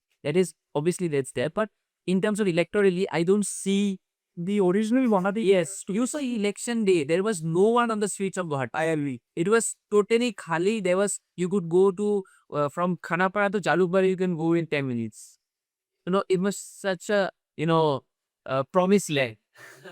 But that too. So 11 seats in Kamrup up for grabs. 2 minority seats of Yes. Right. How do you see this moving? So Kamrup Metro, let's divide Kamrup Metro. I feel NDA has a good advantage in the 5 seats. Congress, they also have very good candidates. Santanu Bora is a very polite person, and New Guwahati has a very humble sort of a political thing. You have to be very humble in New Guwahati. You have to look like an elite that you get more acceptable. Again, more decode. Rajan Hormai, Shantanu Bora has gave their cards. They presented themselves as very polite. Person as a posh and polite person. And but NDA fairly has a huge advantage here. But we cannot discount also Kunti Chaudhary because she has, even if she doesn't mean she has been able to catch the headline. And we obviously later it got, the BJP was also very strategic about how to counter it, but she has made attack. The 6 seats of rural Kamrup. Rural Kamrup, one seat is very crucial in terms of the fight is the Hajov Spalgusi seat because it's a SCC. And we have 2 women candidates there from the Congress and the BJP. This is an SCC and this was predominantly done during the delimitation. And the NDA was of the view that it is going to benefit them. But also the Congress candidate there is also, she is also, she has done some groundwork and she is also there involved for a long time. This is going to be a very interesting fight as far as Kamrup is concerned. Somalia is going to be, Rakibuddin has a very huge advantage. He has been there in MLA and he has been there. I don't know who was the last MLA from Somalia after Rakibuddin. There were internal factions within the Congress. Some of the leaders wanted to contest from Somalia, but all of those things have been, water has been put upon them and it looks very calm before the election. So that is going to be one seat that Congress will win. Largely, sir, do you also agree with two seats towards the opposition and S moving towards the ATA? NDA, these are traditional seats of NDA and they should not face much of a difficulty here. And when I say that Guwahati Central will be a keenly contested seat, it doesn't mean that AGP is winning that seat. But what I mean to say primarily is that they will be keen contests. Yes. Understood. So, I want to move to a different tangent, that is delimitation, particularly because data tells us. So, Lower Assam, including Kamrup, Lower Assam, including Kamrup, used to have 33 seats, out of which the last time the NDA won just 10. So, roughly about 1/3, less than 1/3 to be honest. This time, so Lower Assam 24 plus Kamrup 11 is 35 seats. And if we look at these spells, so the NDA would be ahead in level plus 9, that is 20 out of 35. So delimitation has overall flipped the script of Lower Assam plus Kamrup. Yeah, of course, because we discussed earlier, because it has reduced the number of seats over which minority-dominated constituencies had considerably. So that's cool. I also agree to this, and also do you see a simple example is the Lok Sabha elections. In Lok Sabha elections, we saw how Borpeta AGB was able to win. It was not possible in the previous elections because Congress used to win it in a large margin. And for the first time after 1998, I suppose, that a non-minority person has won Borpeta Lok Sabha seat. So delimitation has entirely changed the Even assembly has the chance to move from 1/3 to 2/3 of the. I remember last time there was heavy religious polarization because Congress was in alliance with AIDA. So with a minor slice of Hindu vote, they could, win considerably large number of seats. Before 2021, either Congress or AIDF on its own could never win so many seats. That's why this alliance happened. to contain the effect of split voting. We now move to Middle Assam, which is largely starting from Jadi Road and ending towards Golaghat. We have 18 seats up for grabs, a lot of minority seats, also a traditional stalwart of a lot of AIUDF leaders. Nive, how do you see the numbers moving? Middle Assam is very interesting. You have a mix of Hindu, caste Hindu vote seats, and then also you have minority seats, predominantly by the Bengali speaking Muslim community. You see seats like Jagirod, which is, the Piyush Hazarika, who is also an incumbent minister and MLA. Those seats are there, but then we should talk about those seats who can be very tight for both the ruling and the opposition parties. For example, I see a seat called Key. Thing is currently under AIUDF. You have talked about how AIUDF is going to reduce its vote share and reduce the number of seats. And this is one example. Dhing is currently, Raizodol is contesting from D. We all know that Okhiri Gogoi has been very popular among the minority community because of his comments, because of his behavior towards them. He has gone out to be support during eviction, support during eviction. I have not even seen senior Congress leaders in the eviction drive, some of the eviction drives, but Okhiri Gogoi has been very vocal. So seats like Dhik, where you see Raizodol is coming and taking over AIUDF space. And also seats like even Rupohi Ghat will have a big cup fight. Yeah, so I want to ask you also, because the Dhing MLA, Aminul Islam is contesting from Lupohi. Gives also already a rule with that, also a strong argument. So how do you see this Congress alliance versus AIUDF plan out? So this is where you bring in delimitation. Why has the Dhing MLA been contesting from Joifa? Because in minority pockets, the pockets hold value to the election outcome. So when Aminul Islam shifted to Rupohi Ghat is because his entire vote pocket has been transferred to Rupohi Ghat. So it's not like the incumbent MLA versus someone an outsider. It's the nature of delimitation wherein a new person coming to your constituency has the bigger pocket. So that is very localized, very acute to that geography, which we see in Rupohi Ghat. In Samuburi, we this time, unlike the Biport, this is again a delimitation constituency where minority voters is going to decide the outcome, and you see that Raqibul Hussain has a significant loyalist voters, and but his son, whether he is able to translate those, but from what I see on ground, that he has significant popularity. Family has popularity in that, and other constituencies. Roha is now is a scheduled caste constituency, and one constituency that we have to talk about is Bina Kandi. Bina Kandi is where AIUDF is contesting with Borana Barduddin Ajmal. He is from Hujai, but he is contesting from Bina Kandi. Hujai post delimitation is now looking very strong for the BJP because the minority votes have gone down. They have also given ticket to a person who is a staunch Hindutva as seen on social media. So the nature of politics has changed in Hujai, but Bina Kandi is one place which is very rich in mineral resources. It is one of the richest place in mineral resources, and Ajmal being in Bina Kandi is also going to change the dynamic. But with the problem with Ajmal is there are two problems with it. One, he is getting older, his health has taken a toll, and it is very difficult for him. But then you see people like Asuddin Owaisi campaigning with Ajmal, and they have been able to draw significant crowds. This also tells you how how the nature of minority politics has changed in Assam, wherein a national politician like Owaisi coming in, whether that we have an impact is also a factor here. But I see Borana Barduddin Ajmal having a huge impact in Dira Gandhi Bistang. Rest seats, The number of minority seats are again reduced to yes, or just five. five, right. So the number of seats have also gone down in Middle Assam.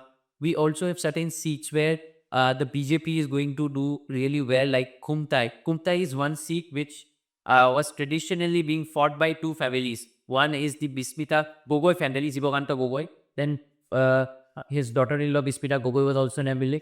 And then the Soikia family, which the current MLA Vinod Soikia is. But the funny thing is, Bismita Gogoi is also in BJP right now. So there is no opposition as such in that seat. And we have seen the MLA himself telling the people that, where do I need to campaign? And they have said, no, you go home.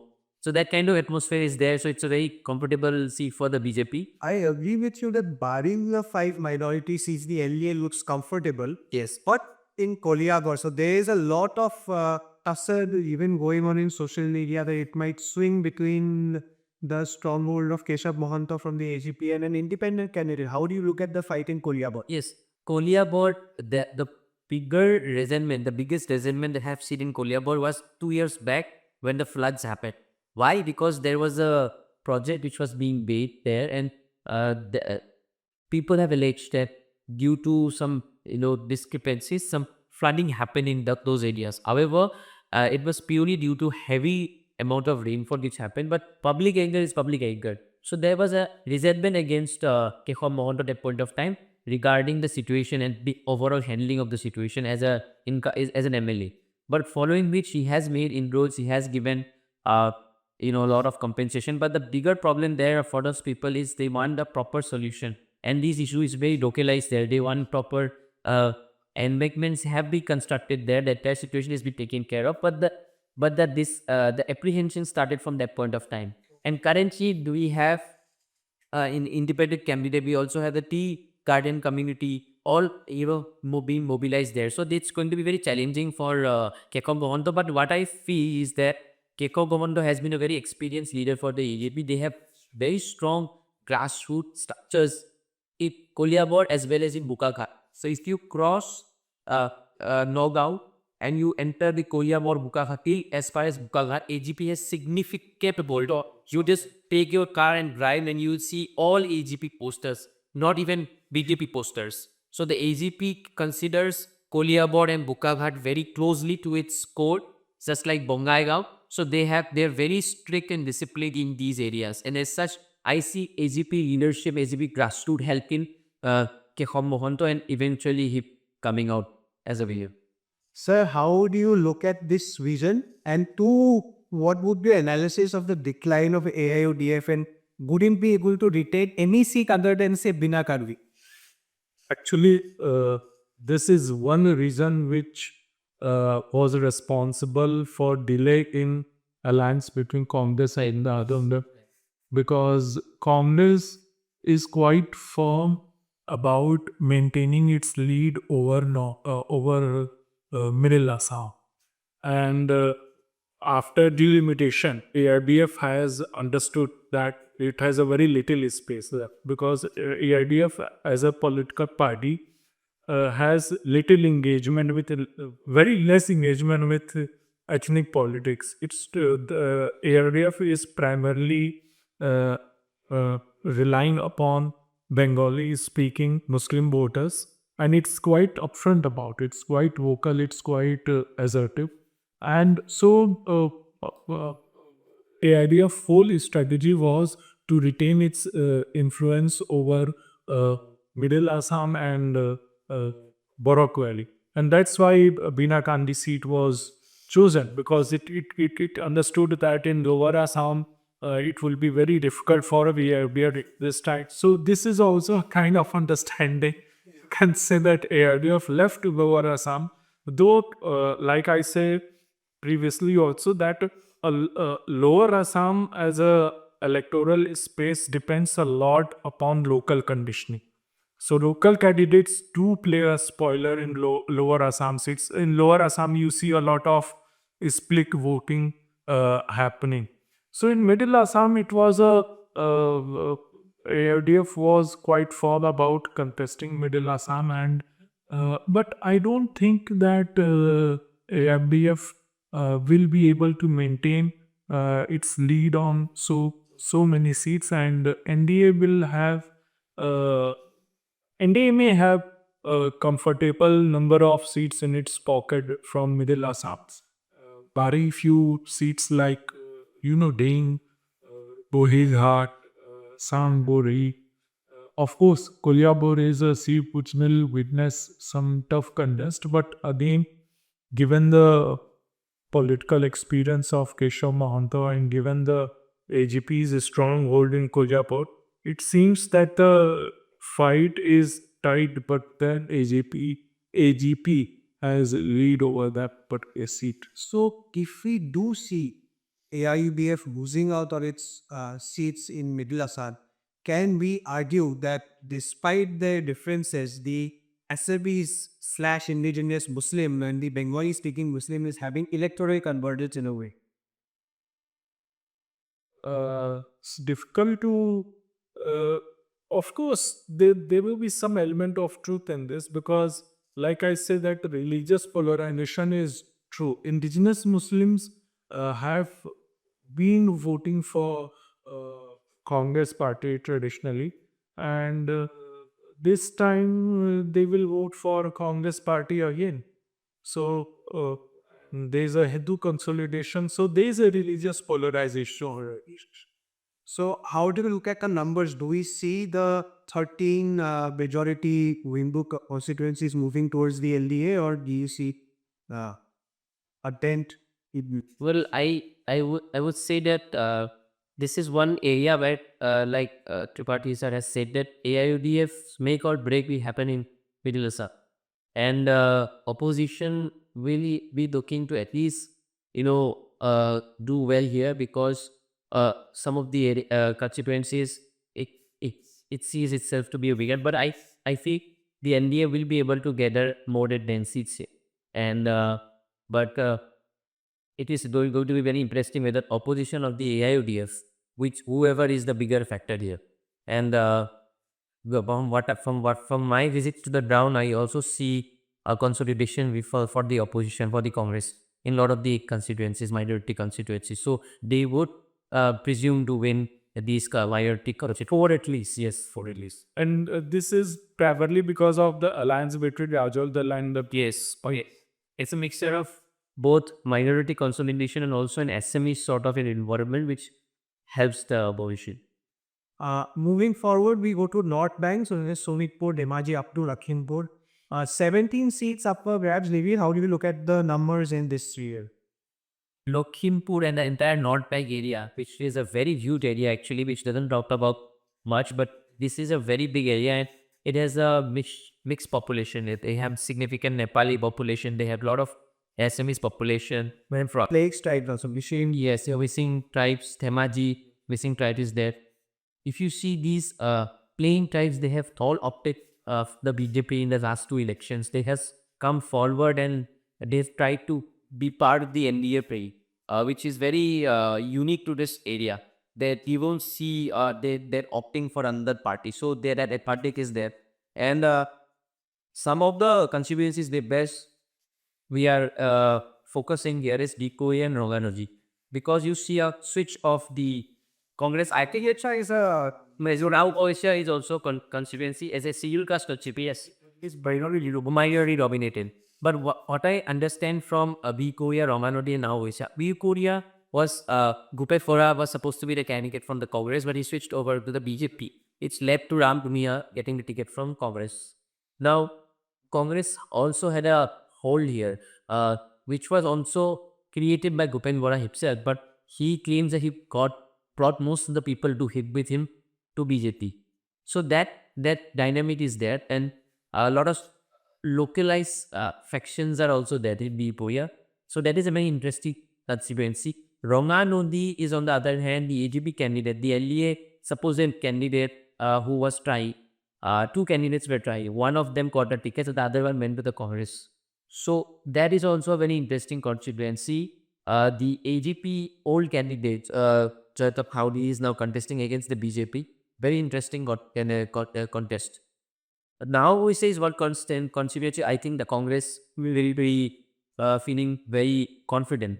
With the scheduled caste constituency, but it is a significant minority voters. There are independent candidates. If they can get some vote, that might spoil their chances. But what I see is that consolidation happening there.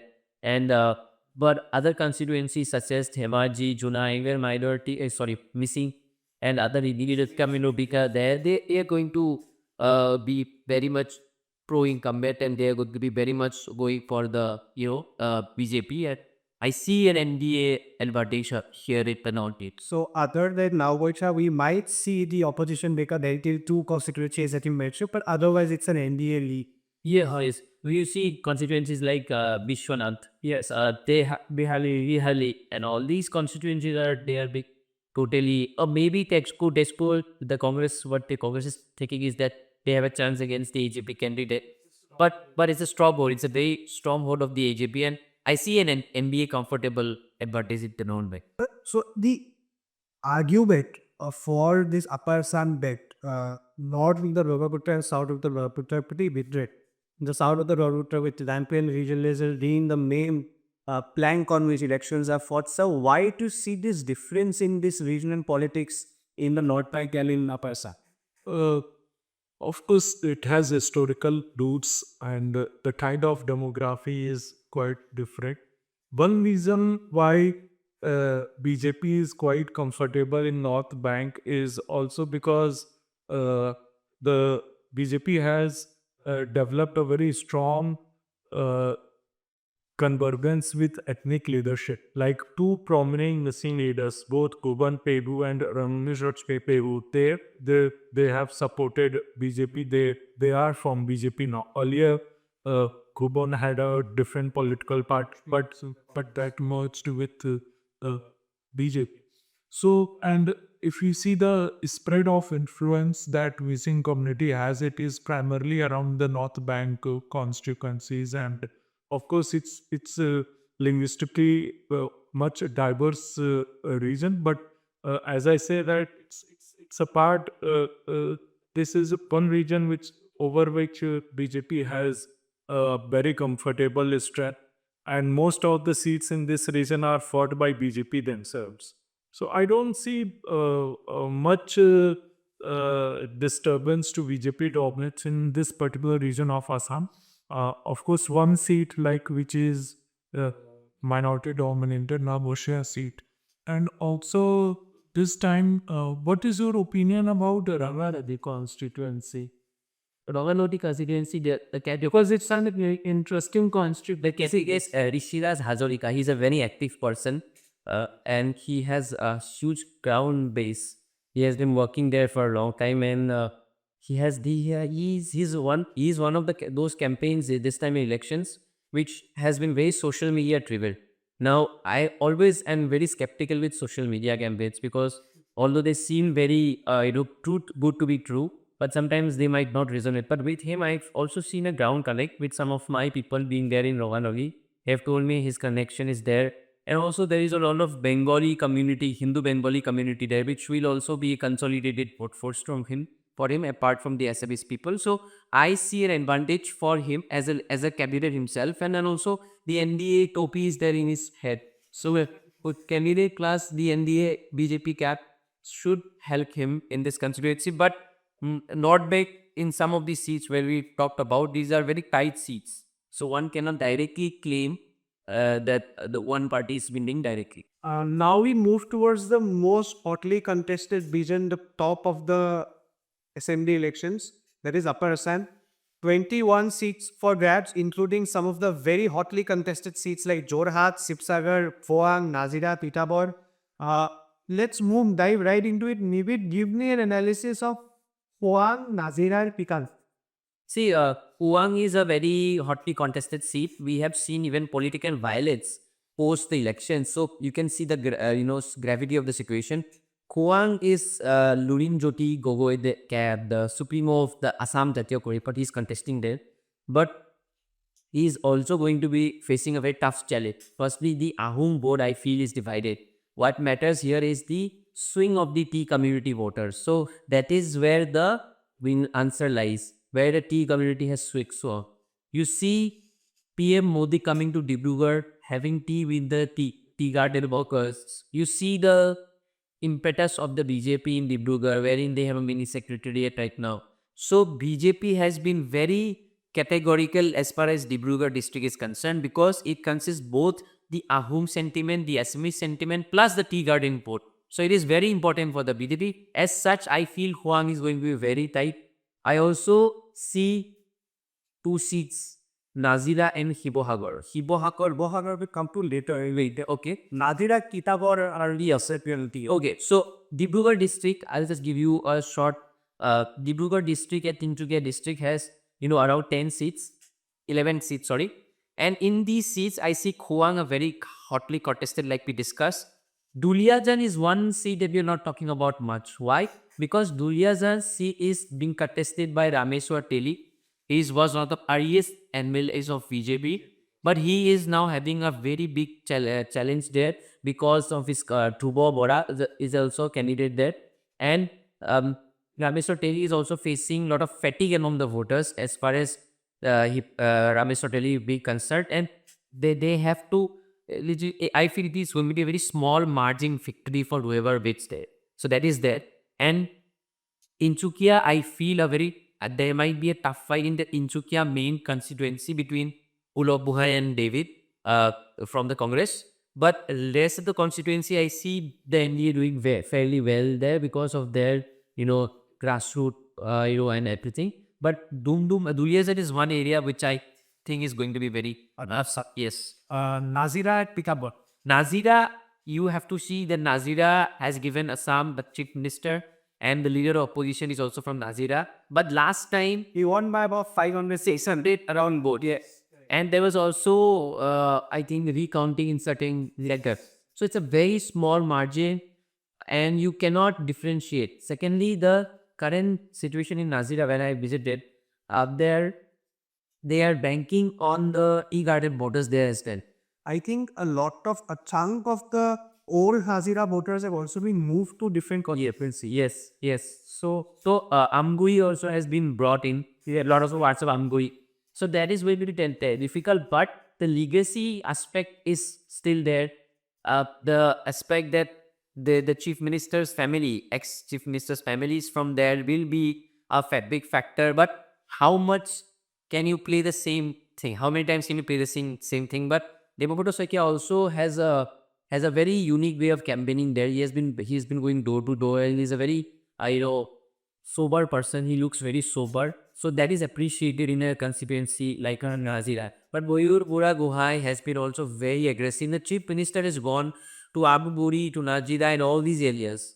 Unani. So that is also a factor. But what I feel Debabrata Saikia having this aura about people is very sober and very forthcoming can be a advantage for it. Titawar, which used to be a stronghold of Tarun Goenka's huge about vote base, now is actually a T5 majority. How do you look at Titawar? Also, moving forward, how do you look at Tiok? Itabor and Morioni, a lot of the constituencies got changed. So the T voters came from Morioni to Titabor, and Titabor is now looking very different than its previous times. Gogoi family from Titabor, they have been winning that seat. They have a strong hold there. That's why there is considerable, faith towards the family. But tea garden voters, I feel they are going to be the deciding factor. They've always been the deciding factor, but this time more so. And BJP has been trying to, give them the benefits. The beneficiary schemes are there for them.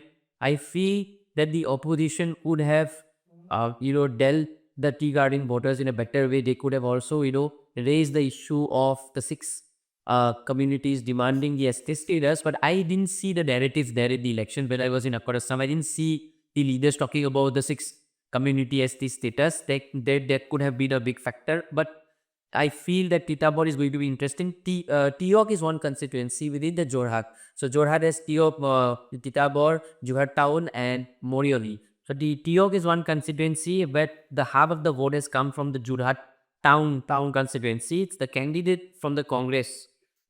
She's also a very confident candidate. The BJP also has a good candidate, but I also feel there is going to be a very, very tight constituency.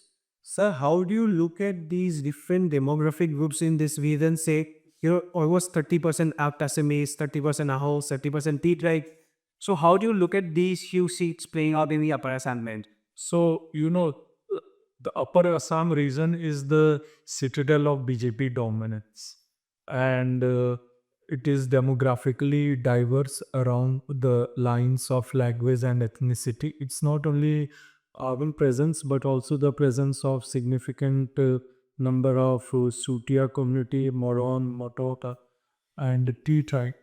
And while Upper Assam remains tilted towards BJP is because there is no homogeneous legislative assembly segment here. In fact, most of the T-tribe tilted assembly segments are scattered around Upper Assam. So you cannot win an election in any of these assembly segment relying on mobilization of a single community. You have to create a rainbow neighbors, rainbow alliance, reach out to the diverse ethnic communities, and which is where NDA has traditionally enjoyed dominance in the region ever since it came to power at the center. So, T tribes region as such has witnessed an unprecedented developmental initiatives. Apart from that, the NDA's pledge to grant of ST status to 6 ethnic communities, including K tribes and Thai arms, is something that has went to parties' advantage and will play a decisive role. Now, I will also like to say one thing. This assumption about Ahom vote being monolithic in nature is, I think, a myth.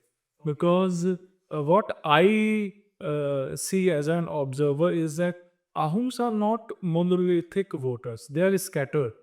In fact, they have presence across political spectrum, whether it is AGP, BJP, or Congress. You will find a significant number of Ahom leadership present across political parties. Yes, in certain constituencies where Ahom candidates fight, there they may support in a block manner, and which happens with communities across Assam. But mostly they remain divided. It's not that coming in of Gaurav Dubey, and that's why Congress has not been able to secure Upper Assam. Had there been a monolithic return, Congress would have been very different, despite this alliance being built around 3 prominent outfaces of Akhil Boboi, Gaurav Boboi, and Lorin Jyoti Boboi. Ahom communities have different shades of supporting two parties. Secondly, I feel that BJP has cultivated strong leadership among T-tribe communities through inclusion in legislative assembly, through inclusion in council of ministers at the union, at state assemblies, which is where you see it is quite different from Congress party, and which is why, despite not being granted, like Nibir was raising a good question, कि why didn't Congress make an issue? Why didn't Congress make the grant of ST status to 6 ethnic communities an issue? Because this is an issue that was promised in 2015. In 2015, the 6 ethnic communities were promised ST status, and various initiatives have been taken, but they have still not been granted the ST status. So it's very difficult to crack the Adivasi voters, because you have to understand one thing, that they are not indigenous. So they had this sense of insecurity. Well, they could have returned to the Congress vote, but they are also very insecure when they see that Congress primarily now relies on the Jatiyatavadi sentiment, right? Because that makes them insecure, and that is the precise reason why this Adivasi communities look towards Union as a ethnic protectorate for them. And keeping these considerations in view, I think that NDA would have a good performance in the Upper Assam region. The fact that the NDA government issued land rights to the land patal. And one more thing, I think that we forgot to mention that this time Hemant Soren also campaigned in T-tribe constituencies. Independently, they were not in alliance with the Congress or the BJP. They campaigned independently because their idea was to dent the T-tribe base of BJP, but I don't think it will have any major impact. Nibir, do you think that the 3 Gogo alliance will be a factor? And while I ask you that question, I want to specifically look at the 2 most or key constituencies that are Sibsagar and Doa. 3 Gogoi has been used even in the previous elections during the Lok Sabha. And what 3 Gogoi constitutes is not just Ahom sentiment. It is Upper Assam sentiment that the opposition has tried to cause. But if you see where is Upper Assam, what is Upper Assam, you see it's not just limited to Jorhat, Sibsagar. It is a mixture of different communities. They have missing community there. They have Moran Lotok community. The question is, do they resonate to 3 Gogois? Will they be voting in the name of Gogoi? Is a big question. The tea garden communities, whether they resonate. So 3 Gogois, I would say, has been very effective in terms of making a footprint in the local media or the newspapers and even in political narrative. But on ground, the voting complexity is very high in Upper Assam because of the different communities, the demography. So that is a big challenge. But as far as Sibsagar and Jorhat that you have asked, Jorhat is now predominantly a very urban constituency, very urban, because the other parts had now been, after delimitation has gone tier. Since it is a very urban constituency, the voter there is a very opinionated voter. He is looking into issues before voting, and Jorhat, as you know, is a very educated society, and they are very aware of things. So a narrative like 3 Gogoi doesn't make that much of a sense. But yes, Gaurav Gogoi's popularity will be a big factor. Himanta Biswa Sharma's popularity will be a big factor. The Pen Goswami, Hiten Goswami's polite or his elite and posh nature, which it's what brings is as a factor, because people seem to like that kind of behaviors in Jorhat. They want intellectual behavior. So demographically, there is a tight cortege between caste assemblies, Ahom, T types. So how do you see the caste assemblies and the T type voters and the Ahom voters moving? The caste assemblies voters are very silent this time. Before the Lok Sabha elections, they were very opinionated. This time they are taking the time. They feel that if Gaurav Gogoi wins, what will be the outcome for Jorhat? Will there be a bipole if the Congress doesn't come to power? If Congress comes to power, they'll have a chief minister from Jorhat and they'll be happy. But if the Congress doesn't come to power, they are worried whether their Gaurav Gogoi will remain in ST or in Abili. And the Congress has not been able to specify yet what will be the course of action if Gaurav Gogoi wins. So that is also a factor, and the CM has categorically raised the issue that you have to vote for a bipole, which has created a thought. Secondly, for Congress also, I feel that Gaurav Gogoi, you get that much of time is tried to campaign there, because he is the president of APCC. He is also the de facto most popular leader of the Congress because of how he is handling the entire party right now. So he didn't get that much of a time. So that might also be a factor. They want him in the Lok Sabha space. They want him to represent Assam and Northeast. But when it comes to representing a constituency, a legislative assembly constituency, the issues are usually pani, the land and all these things. So that is an interesting constituency. Another is the Sibsagar thing. Sibsagar, we have Akiri Gogoi incumbent versus Ukhol Deori from the BJP, Jayanta Hazarika, formerly bonus. So Also, Pradeep Pradeep Hazarika from the AGM. So the AJP MLA from Amburi, his constituents are also in Sibsagar right now, but very less in numbers. So although he will get, even if he gets 80% vote from his incumbent constituents, that is a very smaller portion in the entire Sibsagar constituency. So BJP also has its own vote share, and Gokul Devi being a local from there and also from our MLE. So he will have its own popularity. Oki Gogoi, on the other hand, we think this time he is campaigning very aggressively. Last time he was in jail, remember, and he won from the jail. This time we see going to Sibsagar, he has a big car cane, he is doing big rallies in Sibsagar. So he has his own people. there is a lot of anti-incumbencies. Yes, anti-incumbency, I would not say anti-incumbency, but there is a lot of, there is a thought in Sibsagar and in some parts of Jorhat that are we missing that bus? And that thought has increased when they saw what is happening in Dibrugarh. Dibrugarh got its mini secretariat.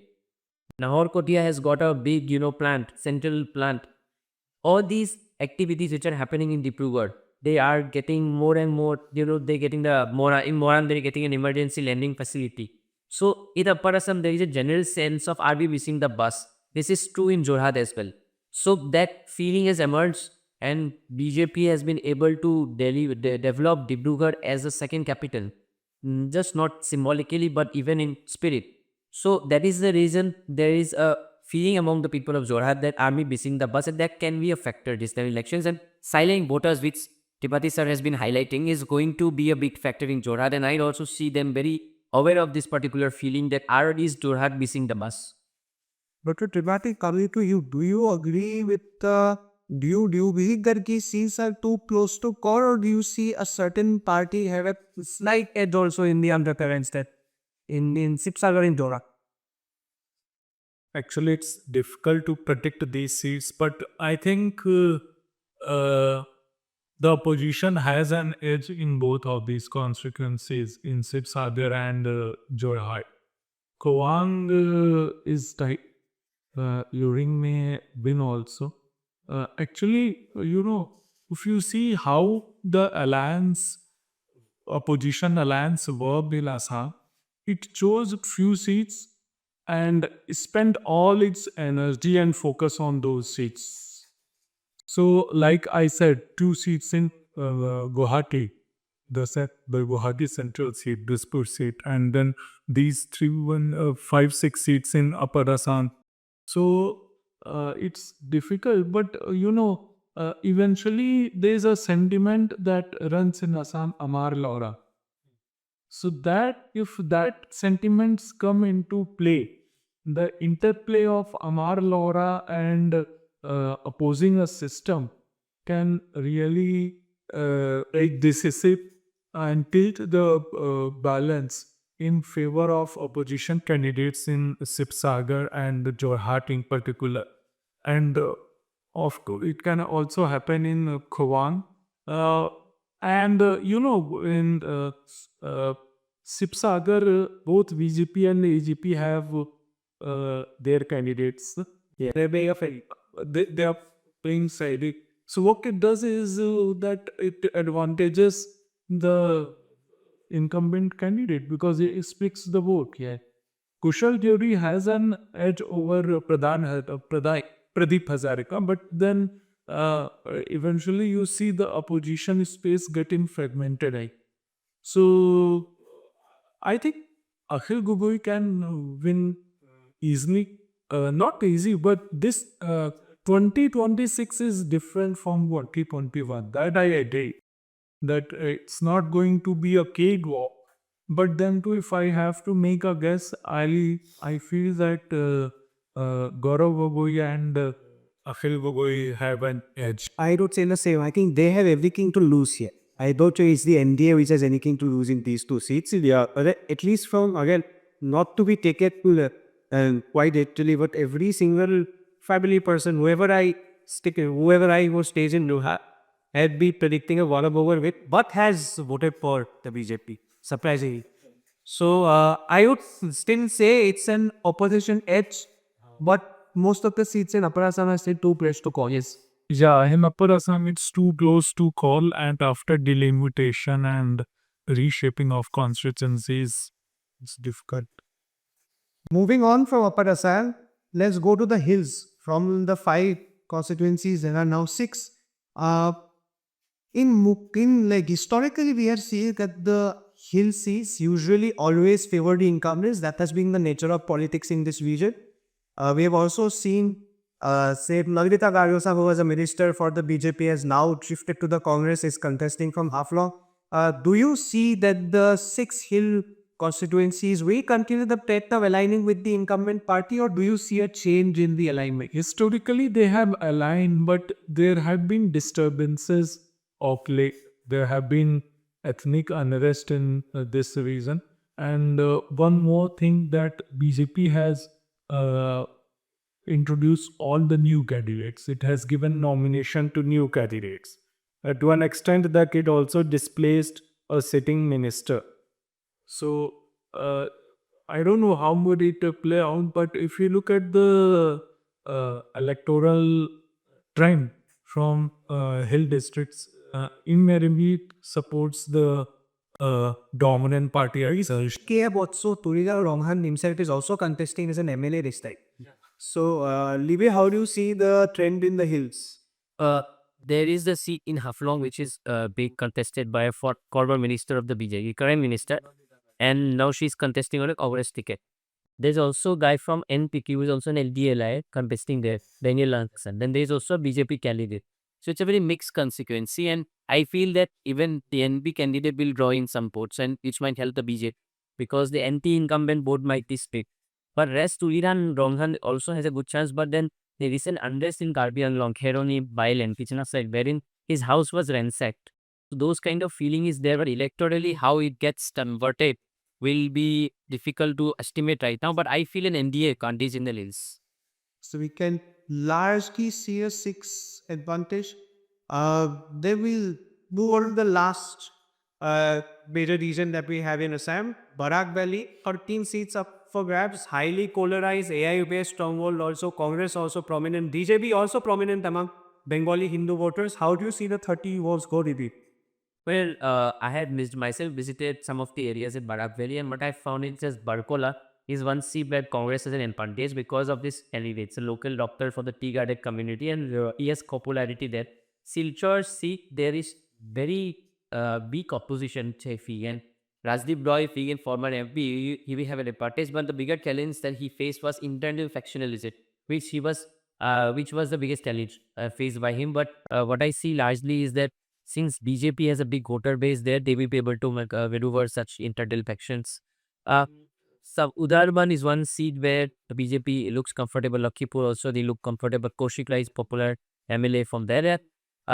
They also have a former BJP Congress MLA who is contesting from Pathargandi as a BJP candidate. How do you look at these two also closely contested seats?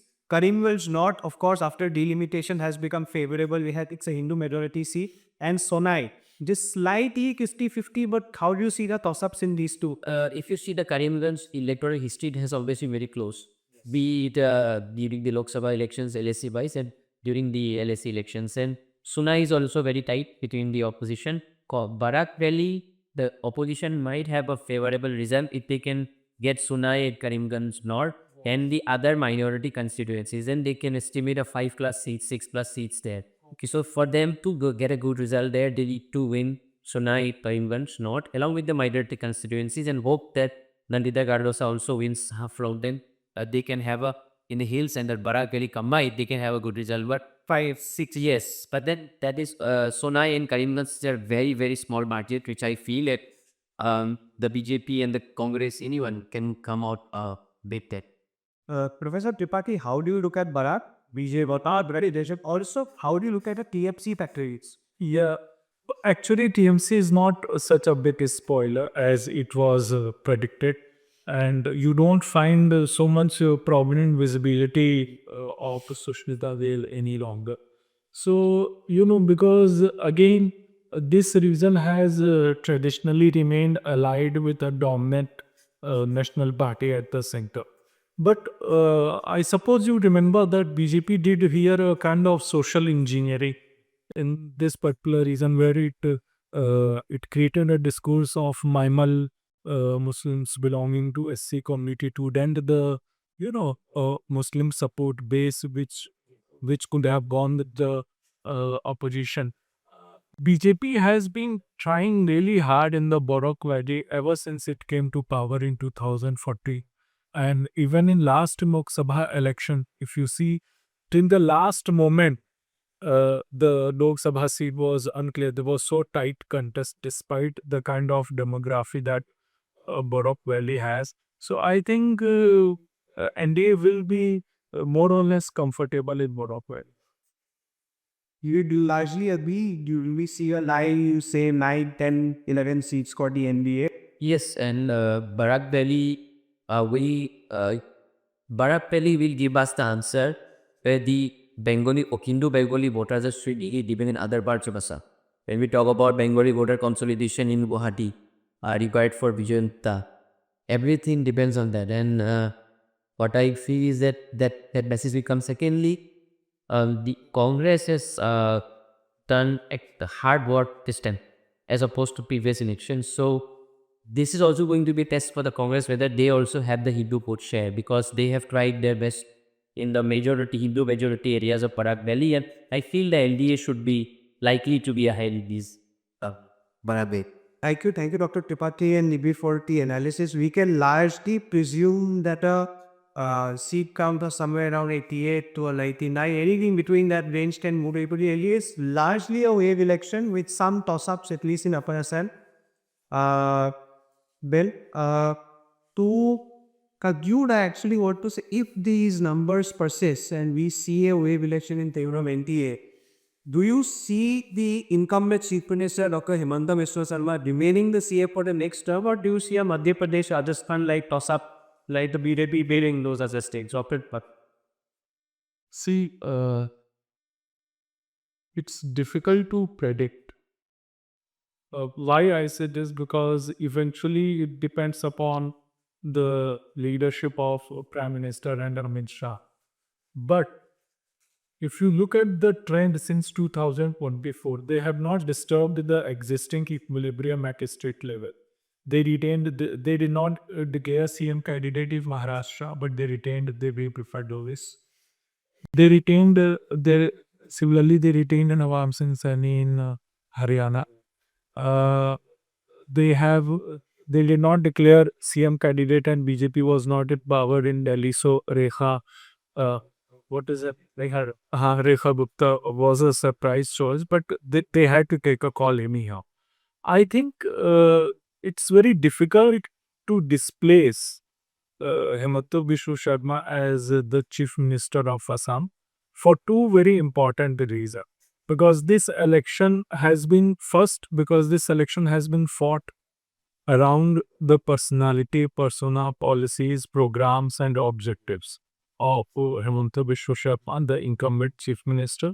And second is the organizational reason, wherein the kind of hold that he has over the legislative wing as well as the organizational wing is unprecedented. And there's a third reason, which is about